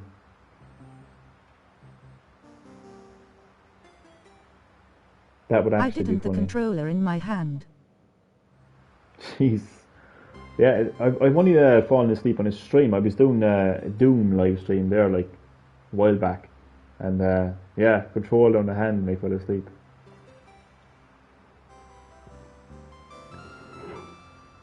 Oh god.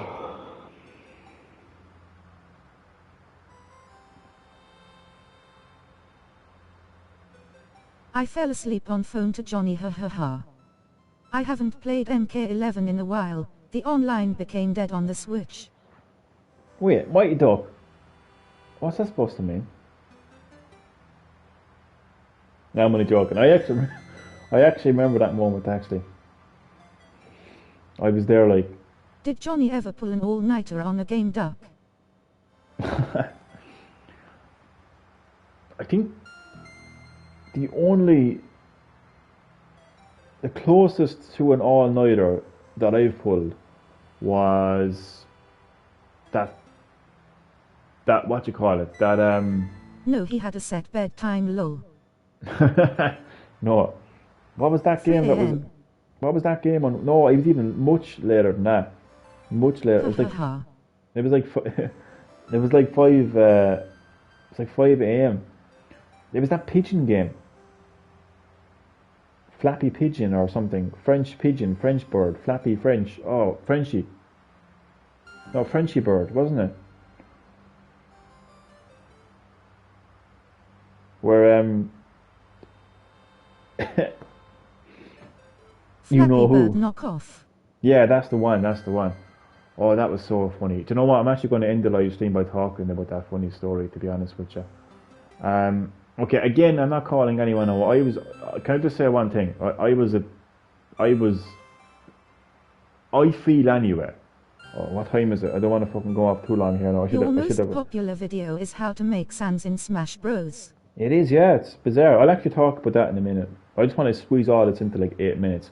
Okay, lads, I personally feel last night on the live stream I was an asshole when I was talking about like a guy I know, a guy I knew from CCW, Like, I don't want to say his name. I did it with GTA 4 online, and straight to school after, haha. Hardcore right there, 8 Damien. AM asterisk. That's hardcore, man. Jesus Christ. Hardcore all the way. So yeah, I felt like I was an asshole last night anyway to this person. And I done it for years with Halo. yeah, I genuinely felt bad over that. So I don't want to kind of go down that road again. But this story is about this person. But it's a good story, kind of. And it's a funny story. And NW2. And I'm not going to be like calling anyone out here. So this is my little You story. have a 12-hour stream on Bully. Do I have a 12-hour stream? Holy shit, NW2 man. was insane. That's a long fucking stream. 12 hours. That's got to be my longest stream, to be honest. Hands down. And no better game to do it on, to be honest. So anyway, 'cause I don't want to be up too late here. So anyway. Did you get Cold War Duck? Myself and this guy. Yet sure was man in college at 8, never went to bed, lol. So chat away amongst yourselves, that's grand. I'll just sit here and talk to the fucking wall. So it's like, hello wall, No how are you man. keeping today wall? You know, the usual. Talking in the live chat and two of my viewers just go on a fucking conversation. I'm only joking. Completely joking. Joke. But no, it's just a funny, because this game, because this is the game that I had an all-nighter with, you know. Same, it didn't appeal to me really. It's like I've been fucking muted or something. No, I'm only joking again. Who is that guy talk disrupting our chat, lol? It's the guy that's going to show up to your door. I know, right? Grab your scarf, shine it up real nice, wrap it Ha ha ha. around your scrawny neck, and strangle you to death. That's the person who's just disrupting the chat. Yeah. I'm only joking, completely joking. But Jesus Christ. Okay, so this guy anyway, right? Who I knew from CCW. All I can say is he knew how to just summon. That's a compliment, calling my next crony lol. I thought he was gonna end it with, if you smell what Johnny is cooking. If you smell what Green Hill Gaming is cooking. But anyway, this guy knew how to like summon like the competitive, you know, spirit inside of me. I am telling you, competitive at the best of times. But he knew. Like he was like, what's your high score on It's only this? burned pasta and chicken lol. And then I'd be like, this is my high score. And then he'd be like, oh, okay. Beat your high score. And I'm like, what the fuck? Just beat my high score. You know what I mean? So anyway, we were playing this game, and fucking first I got the high score, then he beat it, then I beat it, and then he beat it. And so he went home anyway, and I'm just there like I am Face beaten. with tears of joy. I'm there like I am beating that score. Like I just that was like I wasn't gonna fucking stop until until I beat the score, right? Wait, that was me. Wait, what?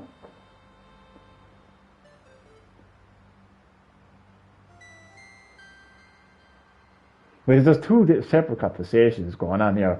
One of you are going on about burned pasta and chicken. What the fuck is going on? I'm talking about pigeons and you're talking about chickens. Good God, I I'm gonna... played it too, was competition. High scores. Yeah, I know. But this story doesn't have you in it at the moment, Mighty Dog. So yeah, so I spent the entire night attempting to beat his high score, which I did. And it's a funny thing, I actually pretended that I cracked my screen as well for April Fools, because April Fools was the following day, and I screenshotted. You burned your pasta. Aye, aye, aye. I screenshotted And chicken. lads. I screenshotted Face with tears of joy. shut up. I screenshotted a picture of a broken Wii U gamepad and I sent it on to him and I pretended that I raged and all this like and he was like Jesus Christ, Johnny. You need to calm down. It's only a game. Oh my God. You have to break in your Wii U gamepad. I completely got him. Oh, completely got him. I. Fight me. That's me all over, isn't it? Like, you know, oh, sweet Jesus Christ. So anyway, Same picture you sent me April Fool's Day lol. That's the one, yeah, that's the one. So anyway, he's there the following morning. I swear to God, he's there the following morning, and he's like, "I'm beating your high score. Come on." I was like, "No, we're not playing this game. We're not playing this game." Oh yeah, that was no later. That literally was like 5 o'clock in the morning that I was attempting to beat this score.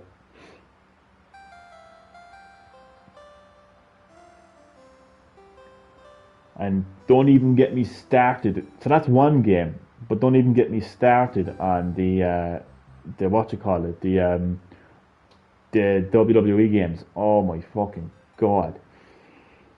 I was.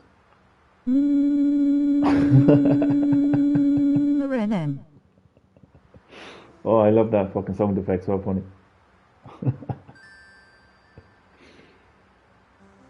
Oh man. Sounds like a fucking. It literally sounds like a fucking UFO above me. So I was like, I was the king of SmackDown. Is what I was. That's what I always called myself. I was so good at the SmackDown versus Raw series, but then I stopped playing those games. For a long while, a long while. Let's take a vote. King of dog shit. How dare you? How dare you? Challenge you to SmackDown, here comes the pain. How about that? Johnny chats for another hour or plays Fall Guys. No, it won't be another over anyway, I can tell you that. But no, so anyway, because of me getting to know this person through CCW, we ended up playing the latest wrestling game at the time. And I was like... Didn't some kid kick your ass on it? I think this is the end of the live stream. Fall Thanks for Guys watching. with all of us because he's whack. That is correct, Mighty Duck. Thank you for bringing that up. Thank you. Online. Thank you. Yes. And he was like leaving voice messages talking trash and everything, and yeah, I don't want to talk about that now. But anyway, back to my fucking story. So I saw him playing it, and the lads were playing it, and I was like, I'm the fucking king of SmackDown. Give me the controller. Come on now, give me the controller. So I played him, and I was absolutely annihilated. Who talked shit online? Oh, he was. He beat me. No, not the grade in CCW, you know, but this kid online years ago. Like, that was actually on Xbox 360. That was. But yeah, I got annihilated anyway, and I was just. It was like, damn. You know, I have to get good at this game again. So then... Some 6-year-old. Come here. I wasn't that fucking young, no. But Oh shit, would love to witness shit talk online against Johnny, haha. His dad was in background. what? Wait, I don't even know. I don't even know what this situation is, to be honest with you. I thought you were talking about the Xbox 360. I don't even know about this. I can't remember this. But anyway, so the next wrestling game, the next WWE game, I set out to like, you know, to be the king of SmackDown again. And I challenged him, it was pure fun, because again, he just knew like what buttons to press, like he just knew how to, you know, bring out the competitive side of me, like, you know. God, he knew exactly what to do. So and by God, he had one hell of a plan. He had one hell of a plan, because I was playing it and I was practicing and I was good. Again, I was good at the game again. And he knew that. He knew exactly that, right? So so keep that in mind now, you know. So I challenged him out of just pure fun, like, you know, to see who is the king of SmackDown. This is the guy that, by the way, that completely slaughtered me, you know, in the previous wrestling game. So we eventually faced each other, and he had me pinned in the first, like, I'd say like less than 5 minutes in the match, and it was 1, 2, 3. He won, and I myself, I declared him the king of SmackDown. There was no sore loser. There was nothing like that. I declared him the king of SmackDown. But what he actually did, and it was so fucking good. It was such a good strategy. You see, obviously, like in the modern wrestling games, there's a pin meter, right? So you have to press X at the right time. The speed of that changes depending on how damaged you are. So he knew that I was used to the pin mechanism when I'm damaged, but for whatever reason, I was completely caught off guard when he pinned me earlier on in the match. So because of that, I couldn't kick out in time, and it was 1, 2, 3, and he won. It was just one hell of a strategy. That basically, the fact that I was good at the game was the reason I lost. Now you tell me that isn't good strategy. You tell me that isn't good fucking a good mind game, because that is just like, it's just I just couldn't get over it. And I declared him king of SmackDown. Then we had a lot of rematches. You know, not to kind of like, you know, steal the crown away from him, but I did win a few, he won a few, and there was a lot of competitiveness involved.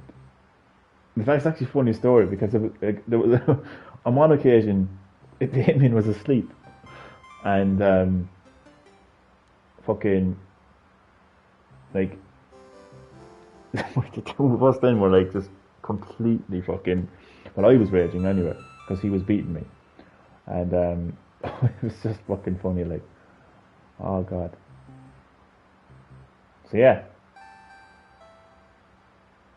So to go back to your earlier question, the one game that I had an all-nighter in would have been I'm the king of Mortal Frenchie Kombat with my 20/80 win/loss rate, Johnny. Well now. How about I challenge you to Mortal Kombat, Mr. Damien Sewell? How about that? I challenge you to Mortal Kombat.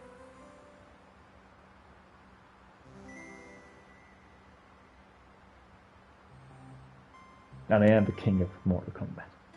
I don't care about win ratios. It means nothing to me. It means nothing to me. All that matters to me is the here and the now.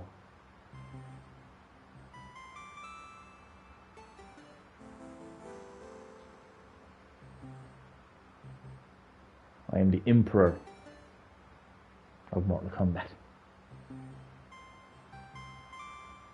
And don't mention Smash, please. I'll Play end the online live stream. soon. I want the rage and competitive Johnny back. I'm actually downloading. I'm in the process of downloading Mortal Kombat 11 Aftermath back onto my PS5 again, but I keep pausing it because my internet acts up. So that's actually a stream that I might actually do tomorrow night. Actually, bring up my competitive side again. Just play as Shao Kahn mostly. Like I know there's other characters there, like, but I just, do you know what I mean? Like when it comes to competitiveness, I just stick to Shao Kahn because he is the fighter that I, play as the most, and I feel more comfortable as him. Like if I'm playing in like just for a bit of fun, like I'm just like, I just want to like pass away a bit of time while play as the other characters. But yeah, I definitely like. I mean, as far as fighting games is concerned, like Mortal Kombat is definitely a fighting game that I feel very comfortable playing. Smash, we won't talk about Smash because we all know that I get my ass handed to me in Smash, and we all know by who. Talk shit to the others, elbow cup.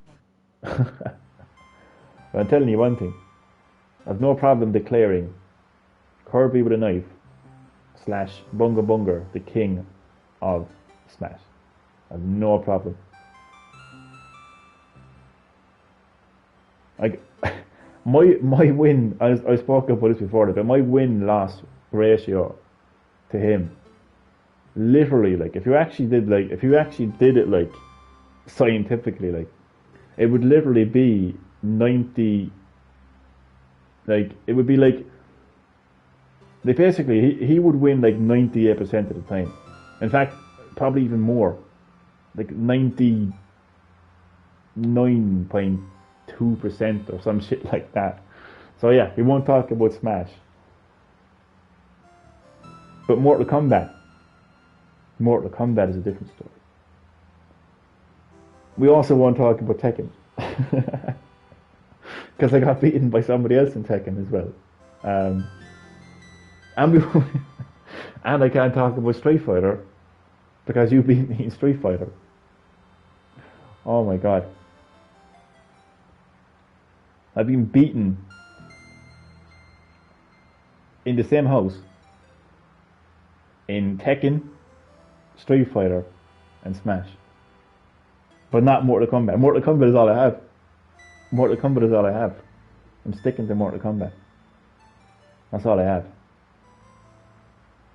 If I get beaten in Mortal Kombat by one of you, I'm just going to hang up my boots, to be honest. Never again play games.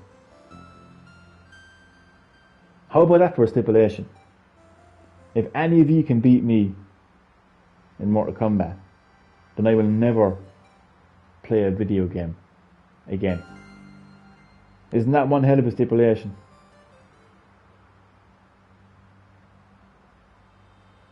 But yeah, I'm actually looking forward to that. I actually love talking shit to them online, like joking, like with them, of course. Like I like the King of the Hill as well, because you going into the lobby, like, and they're all there, like, and you're just like, I call them peasants and everything, like when I become king of the Hill, that is. And if you remember that show, King of the Hill, actually, that was a good show.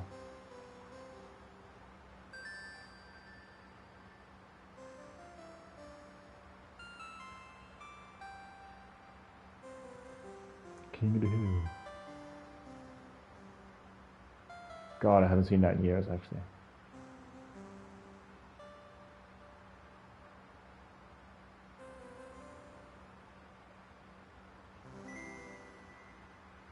So I still look at Super Smash Bros. As a different kind of game. Like I know Mighty Duck is adamant that it's a fighting game. But I look at it as a different type of a game. Like there's a lot of there's a lot of games that has fighting in it. Spider-Man has fighting in it, but you wouldn't call it a fighter.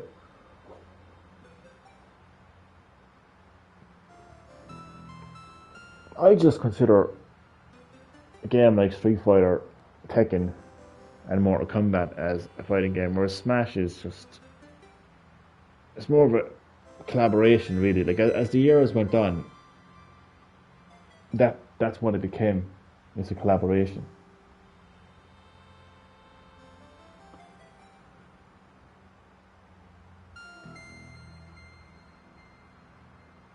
So yeah, I'll actually download Mortal Kombat 11 after that now tomorrow and play it tomorrow night.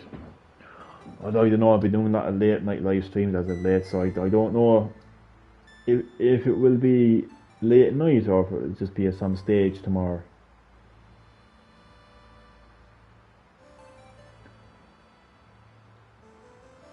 I think chatting would be right.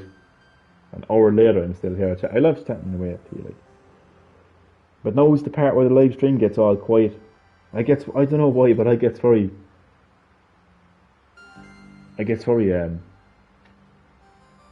freaking, I don't know.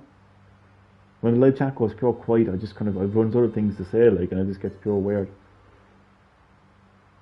Bring back the Sub-Zeros and Scorpions. No. There's too many Sub-Zero and Scorpion players in Mortal Kombat. And there'll even be more now because of the Mortal Kombat reboot movie, because that's going to, obviously, it's going to appeal to, you know, like, it's going to appeal to all audiences, like, and they're just going to, like, they're just going to be more obsessed now with Scorpion and Sub-Zero because of that movie. Jesus Christ, like, if they weren't already like that, they will be now, like.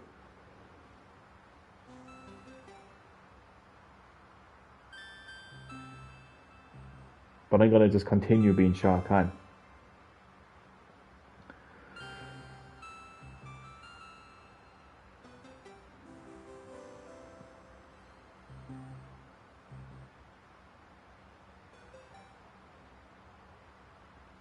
Kuro, Sub-Zero minion, elbow cup. Or a Sub-Zero minion.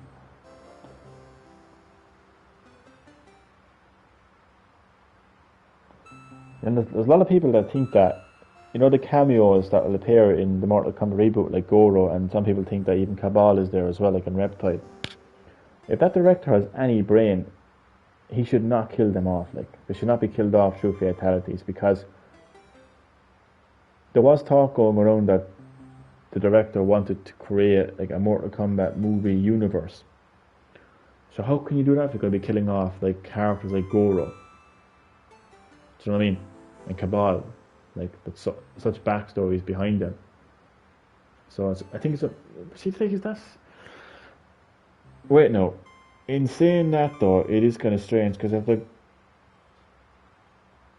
how could they include fatalities so the characters don't get killed?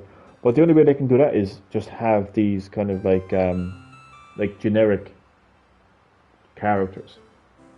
Just somebody that happens to be like in the tournament, or like, you know, somebody that's like working for Sub-Zero, so they can still have the fatalities.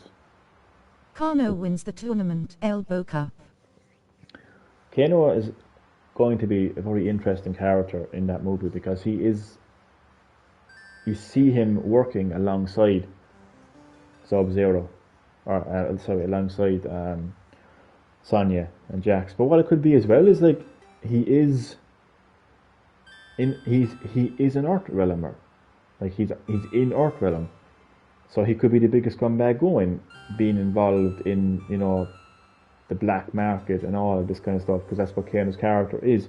You know, he could be a weapons dealer, he could be all of that. He could have killed Sonya Blade's, you know, partner or whatever else.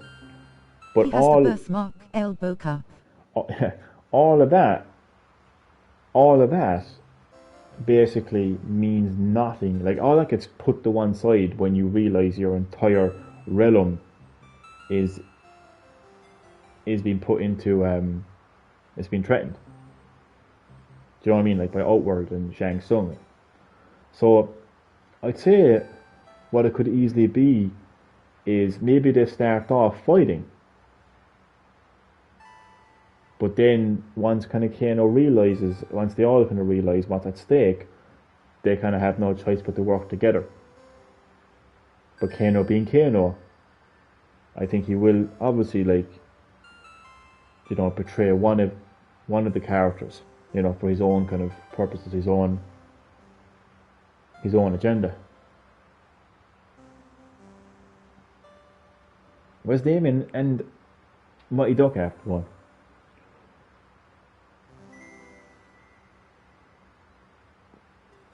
Two of them gone for a pint.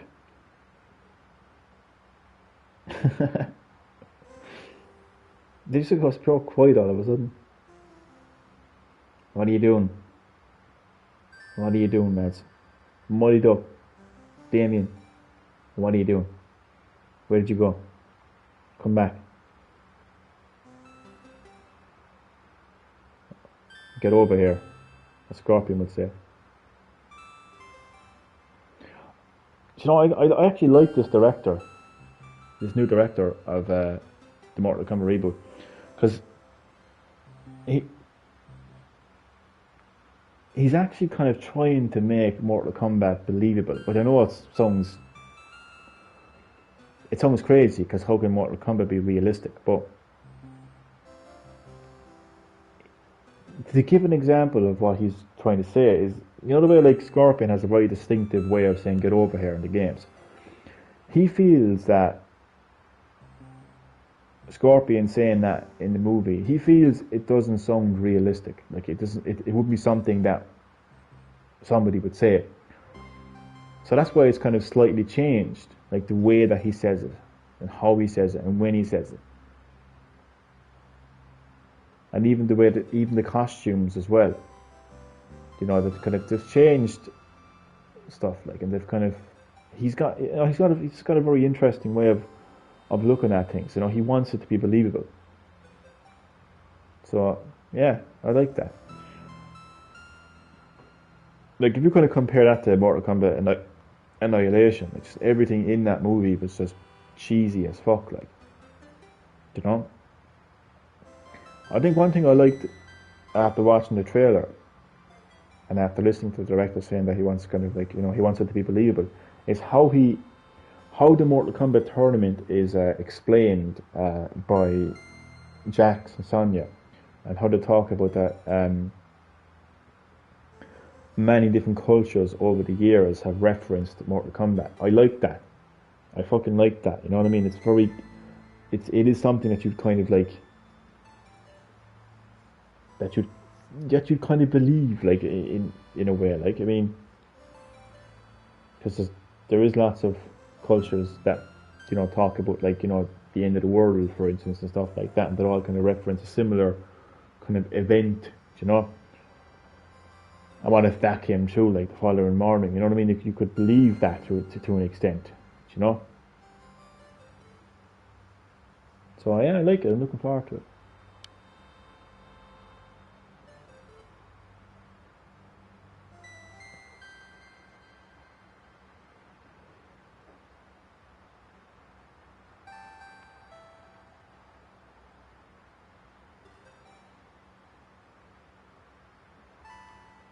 Well, I think I pretty much ran out of ideas to talk about.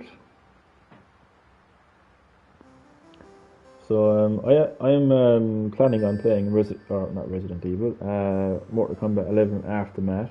Greg is pretty active on Twitter talking to people. Oh yeah, that's his name actually. I didn't realize what his name was. I like that. He's been doing that a lot actually. Like, you know, even before the trailer dropped as well. Like, you know, he was always in contact with the community and keeping them up to date with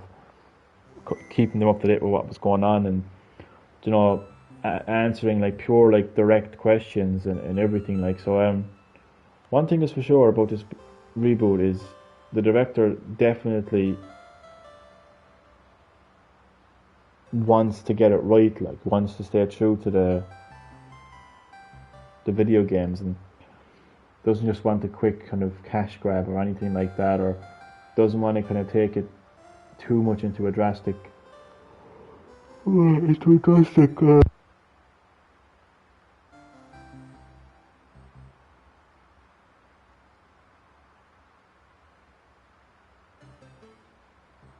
It says he'll make the Netflix Death Note 2. I hope he saves it. The movie was shit.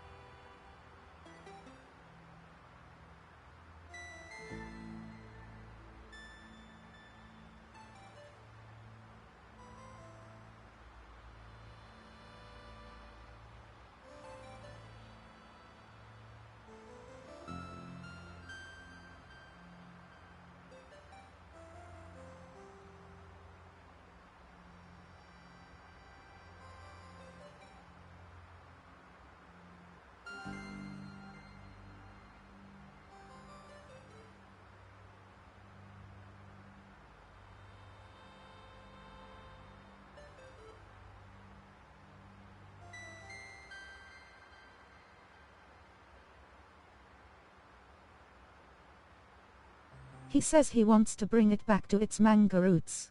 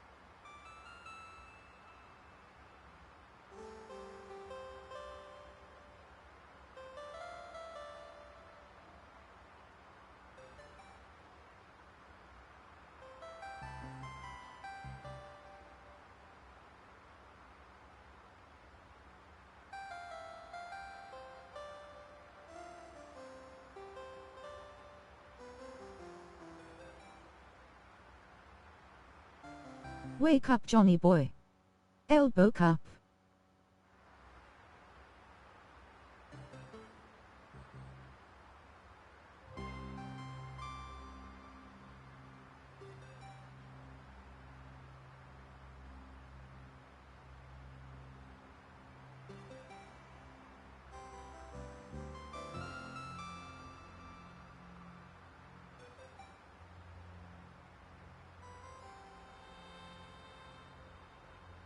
The PS5 will explode from the overheating elbow cup. My mic cut out, lol.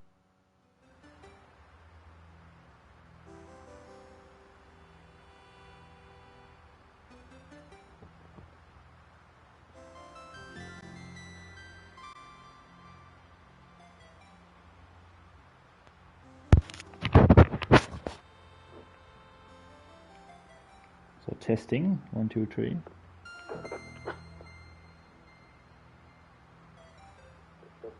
Yeah, I don't know what happened there, to be honest with you. PS5 will explode from overheating.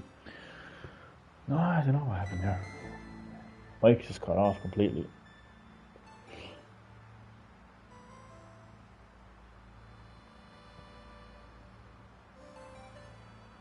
So yeah, I'm actually proper hyped for I know, crazy. Proper hyped for a Mortal Kombat reboot now. I really am. I like what the director has done with that movie. A lot of attention put into that movie, a lot of detail put into that movie, you know. I like, in a way, I kind of like how he's kind of done this whole thing of like, you know, Sub-Zero has ripped off Jax's arms, Shang Tsung is the Emperor of Outworld, you know, Cole Young is going to be in the main. I like that because he didn't just copy and paste. Do you know what I mean? Like the script of the first game or the first 2 games. He didn't just sit down and watch like Mortal Kombat 9, X, and 11 cutscenes and just say, okay, how can I recreate everything that I saw on the big screen? Like, you know, he did do something new, but at the same time, he's telling a Mortal Kombat story. You know, so every now and again there does come. He should do Resident Evil and Doom movie next. You know what? I agree with you. It's a pity that Doom is in the. It's a pity that Resident Evil is in the position that it's in right now because it's already getting a reboot, so it's too soon to kind of come along and make another one. But it would be great if he had done both. Like if he was doing both projects, that would be fantastic. To be honest with you. And I agree with Doom as well, because Doom has never, like, there's never been a good Doom movie as far as I'm concerned. There really hasn't been a good Doom movie. Like, put The Rock in there, you can put whoever in there. It's just, yeah, there just hasn't been a good Doom movie. But yeah, every now and again there will come a director who will just get it right, and they'll just make a good video game movie. You know, like I think Detective Pikachu is an example. I think Sonic is an example. You know. But hopefully the trend will continue. Do you know what I mean? Like hopefully the trend will continue. I think when Assassin's Creed released, I think gamers were just at a stage where they were like, "This, we're never going to see a good video game movie. It's done. It's finished." And then, like on Netflix, The Witcher came along. I think people were well, no, actually, forget about The Witcher. Actually, forget about The Witcher because I think what people need to realize about The Witcher. It will be interesting to see what he does with Space Invaders. Yeah, Space Invaders. Is he making Space Invaders? I didn't know that. I knew for years there was some sort of a movie of Space Invaders coming up. I didn't know that. The thing with The Witcher is, and because I don't know anything about The Witcher, as you know, Chad. But so I kind of forget this from time to time. But The Witcher is just mental, Chad. That's interesting stuff. So the thing about The Witcher is actually a graphic novel. Like the video games are based off a graphic novel, so it's important to understand that. It's not like, do you know what I mean? Like Saints Row 2. Christ, man, that's fucking. So wait, so you got this guy like making Mortal Kombat, Saints Row, and Space Invaders. You couldn't possibly think of any more different games. It's fucking interesting.